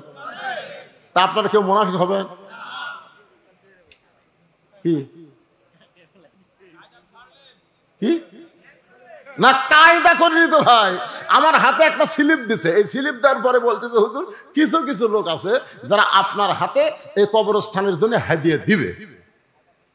এখন যদি ওয়াজ করতে করতে আমি চাই আপনার কাছে চলে যাই, এমন জায়গা তাইতে থুছি, এখন যদি যান মুসলমান হয়ে যাবার পারবেন না, মুনাফিক হয়ে যাওয়া লাগবে। জোরে কোন কথা ঠিক না? কেন শোনার জন্য হাত তুলছেন, এখন না শুনে যাবেন। আমি মাত্র 5টা মিনিট আদায় করো, 5 মিনিট। সেটা আপনাদের মধ্যে গামছা দেওয়া হবে, ব্যাগ দেওয়া হবে। গামছা ব্যাগের মধ্যে যে যা পারবেন এই যে ব্যাগ লে যাও। জামাই আমার আদায় করছে, আমার করা লাগে না। যে জামাই থাকে সেটা শ্বশুর মাপ। তালি আল্লাহর কাছে বলতেছে, আল্লাহ ফাতেমার পর্দাকে কবুল করো, ফাতেমাকে কবুল করে নাও। এ দোয়া করার পরে তাকায় দেখে সামনে কয়েকটা পুরাতন কবর দেখা যায়। এইমাত্র ফাতেমার কবর দিছে, সেই নতুন কবর আর আলী দেখতে পায় না। নিজে দাফন করার পরে তার বিবির নতুন কবর আর দেখতে পায় না। গোটা জান্নাতুল বাকি দৌড়ার কান্দার বলে, ফাতেমার কবর কোথায়? ফাতেমার কবর। কে যেন ডাক দেবে, আলী রে ফাতেমা পর্দা নিশি, আমি আল্লাহ জহুরা ডিগ্রি দিয়ে ফাতেমার কবরটাকে কিয়ামত পর্যন্ত পর্দা করে দিয়েছি। সেই ফাতেমার কবর হলো জান্নাতুল বাকি মদিনায়। আর খাদিজাকে নেওয়াজ করতেছি, তার কবর কাবার পাশে জান্নাতুল মাওয়ায়। আল্লাহর নবী বললেন, ফাতেমা কানতে কানতে তুমি জুব্বা নিয়ে ঢুকলে, তোমার মাকে কাফনের কাপড় পরায়া হাসতে হাসতে তুমি দরজা খুললে। তুমি কেন হাসতে হাসতে দরজা খুললে মা? আমি নবী জানতে চাই। ফাতেমা বললেন, বাবা তাহলে আপনি বসেন, আপনি হলেন শ্রোতা আর আমি ফাতেমা হলাম বক্তা। ফাতেমা কি? ফাতেমা বলবে, নবী শুনবে, আপনারাও শুনবেন। আরে বাবা, আমি যখন আমার মাকে কাফনের কাপড় পরাবার গেছি, ইয়ানজুরু বিনুরিল্লাহ, আল্লাহ রাসূল বলেছেন, ইত্তাকু ফিরাসাতাল মুমিনিনা ফাইন্নাহু ইয়ানজুরু বিনুরিল্লাহ। যারা প্রকৃত মুমিন হবে তারা তোমাদের মতন 2 চোখ দিয়ে দেখবে না, তাদের দেখার জন্য আল্লাহ আর একটা চক্ষু দিছে, যে চক্ষু হলো অন্তরের চোখ। সেই চোখ কিন্তু দুনিয়ার সূর্য চন্দ্র দিয়ে দেখে না, লাইট দিয়ে দেখে না, সেই চক্ষু দেখে আল্লাহর নূর দিয়া। সুবহানাল্লাহ কন্যা গান। এই ছেলেরা সব হাসতেছে, এই বাদাম খাওয়া পাটি কি রে, খালি হাসতেছে। কে পাগলা? বসো বাবা, পাগলা বসো। পাগলা কোনদিন পরিষ্কার করে? আপনারাই পাগলা, অপরিষ্কার জায়গায় বসে আছেন। দেখেন ওই কি পরিষ্কার দেখছেন, সব সাফ করতেছে। সুদ পেটি, আচ্ছা সুতো তাও ভালো জায়গায় সুদ পিড়ে। শোনেন গুরুত্বপূর্ণ কথা, মানুষের চোখ কয়টা? দুটো। এই এখনকার ছেলেবেলে তো তাই শিখবি, আইরাই টিয়ে লায়ে ভরা দিয়ে লাল হয়ে গেল, বল মাসে তাই না দেখে ভোদন নাচে, এরা কি শিখবি? আপনি কি পড়ছেন? হ্যাঁ আচ্ছা না পারে, আপনি কি পড়ছেন? একে চন্দ্র, দুয়ে পক্ষ, তিনে নিত্র। আপনারা বলেন তো নিত্র মানে কি? এই যে কর পারে আজকে শুনে না, নিত্র মানে চোখ। তাহলে মানুষের চোখ কয়টা? তিনটে। আর আমাদের চোখ কয়টা? দুটে। খালি দুই চোখ দিয়ে দেখি এটা কার বউ রে, এটা কার বাড়ি রে। অন্তরের চক্ষু যদি খোলা থাকতো তাহলে কারু বউ কারু বাড়ি না দেখে বারবার কবরের দিকে নজর যেত, কবরের দিকে। আমার এক বন্ধু বগুড়া শহরে একটা বাসা করছে, আমাকে মাঝে মধ্যেই বলে হুজুর একদিন একটু আসবেন আমার বাসায় দোয়া করার জন্য। আমি একবার গেলাম, যাই দেখি বিশাল একটা গেট। আমি বললাম এই বাড়ি কার? আমার বন্ধু মুসকি মুসকি হাসে। আমার হাসো কেন? বলে কোটি কোটি টাকা খরচ করে বাড়ি বানাছে। আমি বললাম কি? এটার নাম বাসা রে, আপনি মৌলানা মানুষ তো, আপনাকে হুঁশ বুদ্ধি কম। এটা বাড়ি, এটা হলো বাসা। গ্রামে যেগুলো থাকে এগুলো হচ্ছে বাড়ি, আর শহরের যেগুলো বিল্ডিং এগুলো হচ্ছে বাসা। আমি বললাম ভাই রে, তাহলে আব্দুল আলিম কি ভুল কছে? আমার বন্ধু বলতেছে আব্দুল আলিম কি কইছে? আমি তখন একটা গান গাইলাম, এ পাহাড়ে তোর বসত বাড়ি, ওই পারে তোর বাসা। এটা কি দুই চোখের গান? চোখ বন্ধ করেন। এ পাহাড়ে তোর বসত বাড়ি, ওই পারে তোর বাসা। ভব দরিয়ায় পাড়ি দিতে, ভব দরিয়ায় পাড়ি দিতে কেমনে করলি আশা। এ পাহাড়ে তোর বসত বাড়ি, ওই পারে তোর বাসা। দুনিয়ার বাড়িতে কিছুদিন বসত করতে পারবি, থাকতে পারবি না, থাকতে পারবি না। জান্নাত হলো তোমার বাসা। মুসলমান দুনিয়ার বসত বাড়ি থেকে আল্লাহর আমল করো, আল্লাহ চিরস্থায়ী জান্নাত তোমাদেরকে দিয়ে দিবে। আচ্ছা আপনাকে এই গ্রামের কোনো লোক শহরে বাসা করেনি? আছে না নাই? কথা কয় না। মাঝে মধ্যে তারা কি গ্রামে থাকার জন্য আসে না বেড়াবার জন্য আসে? কি বাবা তা আপনি ভুল করে আমার হাতত দিলেন কে? কেউ দেয়নি বা। আচ্ছা ঠিক আছে, বাপ মা মারা গেছে, বাপ মা দুইজনে মারা গেছে। বাপ মা মারা গেছে, রুহের মাখরাতে 1000 টাকা এই গুনাহগার মুসাফির বক্তার হাতে দিয়ে দিছে, আল্লাহ বাপ মার কবরকে জান্নাত বানায় দাও। জোরে কোন আমিন, জোরে বল আল্লাহুম্মা আমিন। আপনার কি বিরক্ত হচ্ছেন? একটু গুরুত্বপূর্ণ কথা মনোযোগ দিয়ে শোনেন। এই দুনিয়ার বসত বাড়ি কিছুদিন আমরা থাকতে পারবো, কিন্তু চিরস্থায়ী থাকতে পারবো না। যেটা বোঝানোর জন্য বলতেছি, এই গ্রামের লোক একটা রাজশাহী একটা বাসা করছে। এই গ্রামের একজন বাসা করছে কোথায়? মাঝে মধ্যে কিন্তু দিঘাত বেড়াবার আসে। এখন এখানে আসার পরে 2-4 জন বলতেছে ভাই আজকে রাত থাকা লাগবে, আজকে রাত থাকা লাগবে। ভাই বাসার জমা থাকবো না। থাকবেন না কেন? এটি আমার বসত বাড়ি আছে রে, মাঝে মধ্যে বেড়াতে আসি, থাকার জন্যে না। তা আপনারা বলেন তো দুনিয়াতে বসত বাড়িতে আমরা থাকার জন্যই না বেড়ানোর জন্যে? আমরা কিন্তু বেড়া বেড়াচ্ছি ভাই, আসল জায়গার কিন্তু যাওয়াই লাগবে। যতই মশাল্লা থাকেন বাবা, থাকা পারবেন? অন্তরে চক্ষু দিয়া তাকায় দেখেন, এপারে তোর বসত বাড়ি, ওই পারে তোর বাসা। ফাতেমা বলতেছেন বাবা আমার মাকে যখন আপনার জুব্বা কাফনের কাপড় পরাবার গেছি, এমন সময় নজর করে দেখি আমার মায়ের পরনে আল্লাহ জান্নাতের পোশাক পরায়া দিছে। সঙ্গে সঙ্গে নবী দরজার কাছে বসলেন, মাটির মধ্যে হাতটা ঢুকায় দিয়া ছোট বাচ্চার মতন কান্নাকাটি শুরু করে দিলেন। ফাতেমা বলতেছেন, বাবা আমার মায়ের শরীরে আল্লাহ জান্নাতের পোশাক পরায় দিয়েছে, এইটা শোনার পর আপনি কেন কাঁদতেছেন? আমি ফাতেমা হাসতেছি, অথচ আমার বাবা আপনি কেন কাঁদতেছেন? রাসূল বলে, ফাতেমা এই কান্না কোনো কষ্টের কান্না নয় মা, এই কান্না হলো আমার জীবনের সব চাইতে আনন্দের কান্না। ফাতেমা সর্বপ্রথম তোমার বাবাকে যিনি নবী বলে স্বীকার করেছেন তিনি হলেন তোমার মা। 39 বছর হলো ওয়াজ করতেছি, 39 বছর, আজও পর্যন্ত আমার বউ আমার হুজুর কয়নি, আজও পর্যন্ত কয়নি। আমি একদিন 500 টাকা হাতত দিয়ে বললাম, একবার হুজুর কও, কারণ দুনিয়ার লোক আমাকে হুজুর করে, কিন্তু তোমার মুখে হুজুর কেমন লাগে, একবার হুজুর কও তো।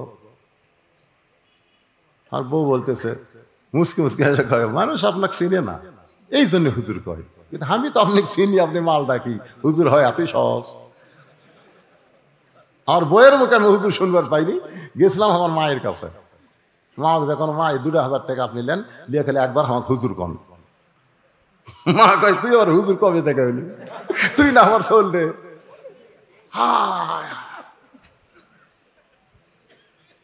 সর্বপ্রথম যিনি নবী বলে স্বীকার করেছেন তিনি হলেন নবীর বিবি। আল্লাহ সঙ্গে সঙ্গে আয়াত নাজিল করলেন, বউ যখন আপনাকে নবী বলে স্বীকার করছে তাহলে আপনাকে মানতে আর কোনো সমস্যা নাই। লাকাদ কানা লাকুম ফি রাসূলিল্লাহি উসওয়াতুন হাসানা, একমাত্র নবী ছাড়া অন্য কাউকে নিঃসন্দেহে মানা যাবে না। বলে কোন কথা ঠিক না, একমাত্র নবী ছাড়া। আমাদের বাংলাদেশে মিয়ারে হক লিয়া এই কি ফেতনা শুরু হলো, কিছুদিন আগে তারাবি 20 রাকাত না 8 রাকাত, এই লিয়া ফেতনা শুরু হলো। অত ফেতনা কেন? আল্লাহ কোরআনে ডাইরেক্ট বলেছেন, আতিউল্লাহ ওয়া আতিউর রাসূল ওয়া উলিল আমরি মিনকুম। এখানে আল্লাহ বলতে পারতেন আতিউল্লাহ ওয়া আতিউর রাসূল ওয়া আতিউ উলিল আমরি মিনকুম। ও আতিউ কেন বললেন না? কারণ উলিল আমরকে তোমরা কতক্ষণ মানবা, যতক্ষণ উলিল আমর নবী রাসূলের তরিকা মোতাবেক থাকবে। মনে করেন ইমাম সাহেব যদি আসরের 4 রাকাত নামাজ 2 রাকাত বসিছে, 3 রাকাত আবার হচ্ছে, তখন আপনারা কি বলবেন? হুজুর যা করবি তাই, এতদিন 4 রাকাত পড়াছে, 3 রাকাতে সালাম ফিরাই, তাই তুমি যত বড়ই হুজুর হও আমরা তোমাকে ইক্তেদা ততক্ষণ পর্যন্ত করব যতক্ষণ তুমি নবীর তরিকা মোতাবেক নামাজ পড়াবে। জোরে কর কথা ঠিক না? তুমি নবীর তরিকা ছাড়া তুমি 2 রাকাতে তো বসবে, আসরের 3 রাকাতে তো বসবে, তোমাকে বসে থাকবার দেব না। আল্লাহু আকবার কয়ে খাড়া কর্ম করে, কোন কথা ঠিক না? শুধু একজনকে নিঃসন্দেহে মানা যাবে, যিনি হচ্ছেন আমাদের নবী। আল্লাহর বান্দার একটু খেয়াল করবেন, নবী আমার নিজের হাতে খাদিজাকে কবরের মধ্যে নামাই দিচ্ছেন। নবীর চোখ দিয়ে দর দর করে পানি পড়তেছে। আবু বকর বলে, ইয়া রাসূলুল্লাহ এমন করে যদি আপনি কান্দেন গো হুজুর, আমরা ধৈর্য ধরবো কেমনে? রাসূল বলে, আবু বকর আমি খাদিজাকে কবরের মধ্যে নামানোর সময় আমি আর নবী নাই রে, আমি হলাম হতভাগ্য একজন স্বামী। ও বকর সাহাবীরা শোনো, আমি কোনোদিন খাদিজাকে ডাক দিয়ে ঘুম থেকে চেতন করি নাই। আমি যাইতাম কোনোদিন গভীর রাত্রে, আবার ফিরে আসতাম শেষ রাত্রে, কোনোদিন 1টার সময়, কোনোদিন 2টার সময়, কোনোদিন 3টার সময়। কলেমার দাওয়াত দিয়ে যখন বাড়িতে আসতাম, দরজাতে দাঁড়ানোর সঙ্গে সঙ্গে খাদিজা দরজা খুলে দিত। আমি চমকে গিয়ে বলতাম, খাদিজা আপনার তো ডাকা লাগে না, আমি আসা মাত্রই দরজা খুলে দেন, আপনার চোখে কি ঘুম ধরে না? খাদিজা বলে, রাসূলুল্লাহ আপনি যখন কলেমার দাওয়াত দিবার বের হয়ে যান, আমি তখন দরজার কাছে দাঁড়িয়ে থাকি। হুজুর আমি বিশ্বাস করি আপনি আবার দাওয়াত শেষ করে আপনার বিবির কাছে ফেরত আসবেন। আপনি হলেন নিষ্কাম্বর। যখন দরজার ওই পারে দাঁড়ান, সঙ্গে সঙ্গে আমি বুঝতে পারি আমার নবী এসেছে, আমি দরজা খুলে দেই। রাসূল বলে, খাদিজা তাহলে কি আপনি ঘুমাবেন না? খাদিজা বলে, হুজুর সেই দিন একলা ঘুমাবো যেদিন আমার মরণ হবে। রাসূল বলে, আবু বকর আজকে খাদিজা ঘুমায় গেছে রে, আমি নবী ঘুমাবার পারি নাই। এই কথা মনে হয় চোখ দিয়ে দর দর করে পানি পড়তেছে। কবরে মাটি দেওয়ার পর সবাই যখন কবর থেকে চলে যায়, আল্লাহর নবী খাদিজার কবর ছাড়েন না, ঘন্টার পর ঘন্টা কবরের পাশে দাঁড়িয়ে থাকেন। এক সময় আল্লাহ বলে, হাবিব, সমস্ত সাহাবীরা কবর ছেড়ে চলে গেল, আপনি কেন খাদিজার কবর ছাড়েন না? রাসূল বলে, আল্লাহ খাদিজার কবরে কি মুনকির নাকির পাঠাবেন না? মুনকির নাকির 3টা প্রশ্ন করবে, আমার খাদিজা উত্তর দিবার পারবে না, আমি একটু খাদিজার পক্ষে উত্তর দিবার চাই। আল্লাহ বলে, হাবিব রে, শুধু খাদিজা নয়, আমার সমস্ত বান্দা যারা কবরে আসবে তাদেরকে মুনকির নাকিরের প্রশ্নের উত্তর দেওয়া লাগবে না। না, এই যে আপনারা যদি যান, শোনেন, মুনকির নাকির এসে বলবে, মান রব্বুকা, তোমার রবকে, তখন আপনার নামাজ, আপনি তো ঘুমের মধ্যে থাকবেন, আপনার নামাজ খাড়া হবে। মুনকির নাকির, কাকে রব সম্পর্কে প্রশ্ন করিস? জানিস না এই লোকটা দৈনিক কয়বার নামাজ পড়ছে? তাহলে দৈনিক যদি 5 বার 5 ওয়াক্ত ফরজ নামাজ পড়ে, নফল সুন্নত তো আছেই, তাহলে 10 বছর থেকে যে 70 বছরের মূল্য, কত ওয়াক্ত নামাজ পড়লো হিসাব দে। মুনকির নাকির আমাদের ক্যালকুলেটর নাই তো প্রশ্ন করিস? যেই লোকটা মসজিদে গিয়ে নামাজের নিয়ত করার পরেই বলেছে আলহামদুলিল্লাহি রাব্বিল আলামিন, রুকুতে গিয়ে বলে সুবহানাল্লাহিল আযীম, সিজদাত গিয়ে বলে সুবহানাল্লাহিল আলা, এতবার রব রব করে এসে কবরত কেবল আরামত ঘুম দিছে, আবার রব। মুনকির নাকির কয়, আল্লাহ তোমার বান্দা মান রব্বুকে প্রশ্ন করার সাথে সাথে নামাজ দিয়ে খেপা খেপছে, এখন আমরা কি করব? আল্লাহ কয় যে নামাজ না কবরে আছে, তার 1 নম্বরের উত্তর হয়ে গেছে। বেনামাজি, ও বেনামাজি, খালি মরে দেখ, চাপা সোজা করে দিবি। ওই যে একটা গান আছে, ছোটবেলা শুনছি, এখন আর হয় না বারে। যদি ফুলগুলো হয় অভিমানে ঝরে যায়, আমি মালা গেথে বলো কারে পরাবো, সে যে কেন এলো না, কিছু ভালো লাগে না, কবরে আসুক তার সাইজ করিব। 2 নম্বর প্রশ্ন করবো, আমার দিন মামুনুল হকের দিন, আল্লামা সাঈদের দিন, আমির হামজার দিন, এই দিনকে বাংলাদেশে গালিব করার জন্য যারা ইসলামী আন্দোলন করতেছে, মাঝে মধ্যে পুলিশ তাদেরকে খোঁজে, চোর ডাকাত ছিনা টান করে ঘরে, আর কোরআনের দল যারা করে তারা বড় বিপদে আছে। যখন প্রশ্ন করবে আমার দিন ওকা, তোমার দিন কি, ইসলামী আন্দোলন বলবে মান সাআলাল্লাহু তাআলা আশ-শাহাদাতা বিসিদকিন বাল্লাগাহুল্লাহু মানাজিল আশ-শুহাদা ওয়া ইম্মা তাআলা ফিরাশি। রে মুনকির নাকির শোনো, চোর ডাকাত যখন সিনা টান করে ঘুরেছে, এই মানুষটা দিন কায়েমের জন্য আন্দোলন করার কারণে এর উপর জেল হয়েছে, রিমান্ড হয়েছে, এত কিছু করার পরে কবর আইছে, তাকে আবার আমার দিন ওকা প্রশ্ন করতেছো। ফেরেশতা বলে, আল্লাহ তোমার বান্দাকে দিনের প্রশ্ন করতে ইসলামী আন্দোলন যে খাবার খেপছে, আল্লাহ ডাকতে বলে ইসলামী আন্দোলনের কর্মী হইয়া যে কবরে আইছে, তার 2 নম্বর প্রশ্নের উত্তর হইয়া গেছে। এখন 3য় প্রশ্ন হচ্ছে, আমার নাবিউকে, নবী দৌড়ে এসে বলবে, এই কি কাক নবী সম্পর্কে প্রশ্ন করতেছি, আর সিয়ারের দিকে তাকে দেখতো, কে আমার দাঁড়িয়ে তো অর্জন। এক মেয়ে আমার কয়, হুজুর আমার স্বামী তো শাকিব খানের মতো সুন্দর, আমি যখন স্বামীরা বাইরে যাই, রাস্তার মেয়েরা খালি আমার স্বামীর দিকে তাকা থাকে, হুজুর একটা দোয়া দেন তো, যে দোয়া আমল করলে আমার স্বামীর দিকে কোনো মেয়ে তাকাবি না। আমি তখন বললাম, মা দোয়া লাগবে না, তোমার স্বামীকে চাচা বানাও। মেয়েটা ছিলে, হুজুর কি করলেন, একটা আলেম মানুষের স্বামীকে চাচা কবার করছি, আমি চাচা বানাবার করছি, বানাও। তো চাচা বানানো লাগবে কিভাবে, আমি নিয়ম শিখে দিলাম। 3-4 মাসের মধ্যে ওর স্বামীর 4 আঙ্গুল দাঁড়িয়ে আছে। ওই এখন স্বামীরা বাইরে যায়, একটা মেয়ে মানুষ আর স্বামীর দিকে তাকায় না, কেউ তাকালে বলে চাচা আসসালাম আলাইকুম। হুজুর আমার সামনে যখন আমার স্বামী চাচা কয়, আমার কলজা ভরে যায়। এই দাড়ি চাচা হইয়া নবীর সুন্নতের আমল কইরা ঢাকাতে তেলতারা ঘরে একদিনও পুলিশ ধরে না, দাড়ি টুপি দেখলি তার ব্যাগ শেষ করে। জোরে কোন কথা ঠিক কিনা?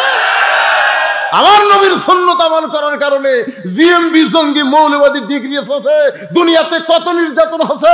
আজকে কবরের মধ্যে এসে ও নবীকে প্রশ্ন কেন করিস, ও নবী বলার আগে আমি নবী ওকে উম্মত বলে স্বীকার করে নিলাম। আপনি কি উত্তর দেওয়া লাগবে? কাম করে দেন, আমল করে দেন, উত্তর হয়ে যাবে। আল্লাহ বলে হাবিব খাদিজার প্রশ্নের উত্তর দেওয়ার জন্য আপনাকে কবরের পাশে কষ্ট করে থাকা লাগবে না। যেই খাদিজা দুনিয়াতে কবরকে স্মরণ করে এত কান্দা কানছে, খাদিজার চোখের পানিতে বালিশ ভিজে গেছে, আমি আল্লাহ খাদিজার ওই চোখের পানিকে কবুল করে মুনকির নাকিরের উত্তর আমি আল্লাহ দিয়া দিলাম। আল্লাহ আমাদের সবাইকে কবরের পাথেও জোগাড় করে কবরে যাওয়ার তৌফিক দেখ। ধরে কারণ আমি মোনাজাতের একটা গান গাই, গাবো? আগে গান গাবো, এটা এন্ডু কিশোরের, এন্ডু কিশোর আগে একটা গান গাবো। চলতে পথে 2 দিন থামিলাম যাবার, কয়েকজন উঠে গেলে একে বাপ মা মরেনি গাই। গোরস্থান মাহফিল সবচাইতে গুরুত্বপূর্ণ বিষয় হলো দোয়া। জোরে কোন কথা ঠিক কিনা? হ্যাঁ, ওঠেন কেন? কি গানটা ভালো লাগতেছে না? চলতে পথে 2 দিন থামিলাম যাবার কালে একজন আরো দেখা না পাইলাম। প্রেসিডেন্ট জিল্লুর রহমান যখন মারা গেল তখন সব চ্যানেল আছিল, সব চ্যানেল। বঙ্গবন্ধু যখন মারা গেছে তখন তো আমরা জানি না কখন মরলো কি করলো। জিয়াউর রহমান যখন মারা গেছিল তখন খালি টিভি আসছিল, একটাই টিভি। সব গ্রামে আবার টিভি আসলো না, কারেন্ট খুব একটা আসলো না, ওই কাঠের বাক্সের মতন একটা আসলো ইউনিয়ন পরিষদে একটা। জিয়াউর রহমান মরার খবর আমরা খুব একটা জানি না, কিন্তু জিল্লুর রহমান যখন মরলো এটা কিন্তু আবার সব চ্যানেলে দেখালো। আমি নিজেই শুনছি, একজন মাইকলে বলতেছে, মাইক এরকম মুখে মাইকলে বলতেছে 5 স্তরের নিরাপত্তা, army, RAB, BJP, police, answer বাহিনী, তোমরা কি প্রস্তুত? আমি নিজেই শুনছি। তখন এরকম রাইফেল ঠাস ঠাস করে গুলি করলো। তখন মুনকির নাকির বলতেছে আল্লাহ যে হারে নিরাপত্তা দেওয়া শুরু হলো, আমরা কি ফেরত যাবো? আপনারা কি মনে করেন ওই গুলি থেকে মুনকির নাকির ফেরত যাবে? তাহলে চলতে পথে, সবাই বলেন, চলতে পথে 2 দিন থামিলাম যাবার কালে একজন আরো দেখা না পাইলাম। ও আমার সাদের মালা যাই রে ছিঁড়ে, রইব না আর বেশি দিন তোদের মাজারে। ডাক দিয়াছেন দয়াল বাদ আল্লাহ কবেন, ডাক দিয়াছেন আল্লাহ আমারে, রইব না আর বেশি দিন তোদের মাজারে। এখন আসেন একটা গজল গাই। কিন্তু যেদিন ডাক পড়িবে কবর মাঝে যাইতে, জোগাড় কিছু করছো বন্ধু তার মাঝে বিছাইতে। ডানে কবর বামে কবর নিচে কবর আছে যে, ওপর দিকে চাইয়া দেখো বাঁশের ছাউনি দিছে কে। এমন আজাব দিবে রে ভাই, এমন আজাব দিবে রে ভাই, কবরের ওই মাটিতে গলা ফেটে রক্ত ঝরবে চিৎকারেরও চোটেতে। যে কোনো সময় আমার মৃত্যু হবে, যারা মারা গেছে তাদের জন্য দোয়া করব, আর যারা জীবিত আছি আমরা যেন মুসলমান হয়ে মরতে পারি। এজন্য সবাই ইস্তেগফার পড়েন, আস্তাগফিরুল্লাহাল্লাযী লা ইলাহা ইল্লা হুয়াল হাইয়ুল কাইয়্যুম ওয়া আতুবু ইলাইহি। একজন আল্লাহর বান্দা নাম হলো আব্দুল গনি 1000, রাজীব দিছে 1000, শাহিন 3000, নয়ন দিছে 1000, শাহানা দিছে 1000, আর জিয়া হিন্দু পাড়া কি পাড়া লিখতে, আচ্ছা যাই হোক 1000 টাকা দান করছে, আল্লাহ কবুল করেন। এগুলো আর বলা লাগবে না ভাই, বলা লাগবে কি দরকার? কারণ যখন আপনি লিখেছেন তার আগে আল্লাহ জান্নাতের খাতায় লেখা তুলছে। জি হ্যাঁ, বৃষ্টির জন্য দোয়া করো বারে, কিন্তু যারা ধান কাটতেছে এরা আবার খেপে দেয়, বুঝেন না? আসলে আল্লাহ বড় বেকায়দাত আছে ভাই এই বাংলাদেশের জন্য। আজকে আমি ফেসবুকে লোড দিয়েছি, দেখবেন এক জায়গায় বৃষ্টির দোয়াশ আছে, এত জোরে পাথর পড়া শুরু হবে, বুঝলে খালি শিল ঢপা ঢপ মারতেছে, শুনলে আল্লাহ চাই না, আল্লাহ চাই না, আল্লাহ চাই না, আল্লাহ। কি করবেন কন্ত? এখন যে ধান কাটা শুরু হয়ে গেছে, এই সময় বৃষ্টি হলে, বৃষ্টি বৈশাখের বৃষ্টি তো খালি হয় না, কিন্তু সাইজ হয়ে আসে, ধরে কেন ঠিক কিনা? তা ঠিক আছে, আমরা দোয়া করবো, অবশ্যই দোয়া করবো, সবার জন্য সবার দোয়া হবে ইনশাআল্লাহ। কিসে আমার হাতে তাও দিবে? এই মোনাজারটা আপনার ভাঙ্গা দিবেন, যত আদায় আগেকার বক্তারে করে নেবেন, শেষকার বক্তা খালি ওয়াজের জন্য থবেন আর গামছার জন্য, গামছা তা হয়ে গেছে। যদি কেউ আপনারা দিবার চান, ভাই বলতেছে যদি কেউ দিবার চায় দিবেন, আপনারা কি দিবেন না? কবে দান করবেন? মরার পরে? মনে করছেন আমি মরে গেলে বেটা দিবি? কোনোদিনও দিবে না। দানটা নিজের জিনিস নিজেই করতে হবে। আল্লাহুম্মা আমিন, আল্লাহুম্মা আনতাস সালাম ওয়া মিনকাস সালাম, তাবারাকতা ইয়া যাল জালালি ওয়াল ইকরাম। মাবুদ, গভীর রাত পর্যন্ত তোমার পাগল বান্দা বান্দিরা আরামের বাড়ি ঘুমকে বাদ দিয়া কোরআন হাদিসের মহব্বত করি যার মধ্যে নিয়া এই জান্নাতের বাগানে বসে বসে কোরআন হাদিস আলোচনা শোনার শেষে আমি গুনাহগারের সঙ্গে রহমতের দরজায় ফকির হয়ে দোকানা হাত তুলেছে। মেহেরবানি করে আজকের মাহফিল আমাদের সকলের হেদায়েতের জন্যে, নাজাতের জন্যে, জান্নাতের জন্যে কবুল করো। এই মাহফিলের শুরু থেকে শেষ পর্যন্ত যত আলোচনা হয়েছে আল্লাহ, এর মধ্যে যদি ত্রুটি হয়, ভুল হয়, মাফ করে দিও। এর যা হাদিয়া মঞ্জুর করো, সোনার মদিনায় নবী পাকের রওজা মুবারকে আল্লাহ কবুল করে নাও। তামাম আম্বিয়ায়ে কেরাম, আসহাবে কেরাম, তাবিনী কেরাম, তাবা তাবিনী কেরাম, তামাম পৃথিবীর মাটির নিচে যত মুমিন মুমিনা আছে আল্লাহ সকলের আরো পরে হাদিয়া কবুল করো। মাবুদ, এই দীঘা গোরস্থানে যত মুর্দা শুয়ে আছে আল্লাহ সকলের কবরকে জান্নাতের টুকরা বানিয়ে দাও। আমরা যারা হাত তুলেছি আমাদের মধ্যে জনম দুঃখনী মা যাদের কবরে চলে গেছে, ছোট্ট একটা শব্দ হলো মা, এ নামের মধ্যে কি মধু, যাদের মা নাই তারাই বুঝতেছে। এই দরদের মা যাদের কবরে গেছে আল্লাহ মেহেরবানি করে মায়ের কবর জান্নাতের টুকরা বানিয়ে দাও। বাবার বাড়ি ঘর সবই আছে, দরদি বাবা আমাদের যাদের কবরে চলে গেছে আল্লাহ বাবার কবরকে জান্নাতের টুকরা বানিয়ে দাও। আল্লাহ গোরস্থানের উন্নয়ন কল্পে নগদে বাকিতে যারা দান করেছে সকলের দানগুলোকে জান্নাতের বিনিময় কবুল করো। মাবুদ, আজকের মাহফিলের সম্মানিত সভাপতিকে আল্লাহ তুমি কবুল করো। প্রধান অতিথি, বিশেষ অতিথি, বিশেষ করে উপজেলা চেয়ারম্যান সাহেব সহ ইউনিয়ন পরিষদের চেয়ারম্যান, বিশেষ অতিথি বিন্দুদের আল্লাহ তুমি কবুল করো। আয় আল্লাহ, এই গোরস্থান কমিটির সভাপতি, সহসভাপতি, সেক্রেটারি, কেশিয়ার কত কষ্ট করে আজকের মাহফিল যারা করলো আল্লাহ সকলকেই জান্নাতি কবুল করো। মাবুদ, আমার মা বোনেরা পর্দার অন্তরাল থেকে আওয়াজ শুনেছে, আবিদা সালিহা পর্দা নিচে কবুল করে মা ফাতেমার চরিত্র দান করে দাও। আমরা অসুস্থ যারা আছি আল্লাহ সুস্থতার নিয়ামত দান করো। ও মাবুদ, আজকে ফিলিস্তিনের মুসলমান তোমার ঘর মসজিদের জন্যে অকাতর জীবন দেয়, আল্লাহ জীবন দেওয়াকে শহীদি কবুল করো।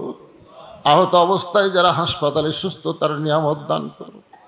আল্লাহ বাংলাদেশে সবুজ শ্যামল বাংলাদেশ, যে দেশে একটা পাখি উড়ে যাওয়ার সময় পায়খানা করলে ওই পায়খানা জমিনে পড়ে 7 দিন পর পায়খানা থেকে একটা গাছ হয়ে যায়, সেই বাংলাদেশ মরুভূমি হোক।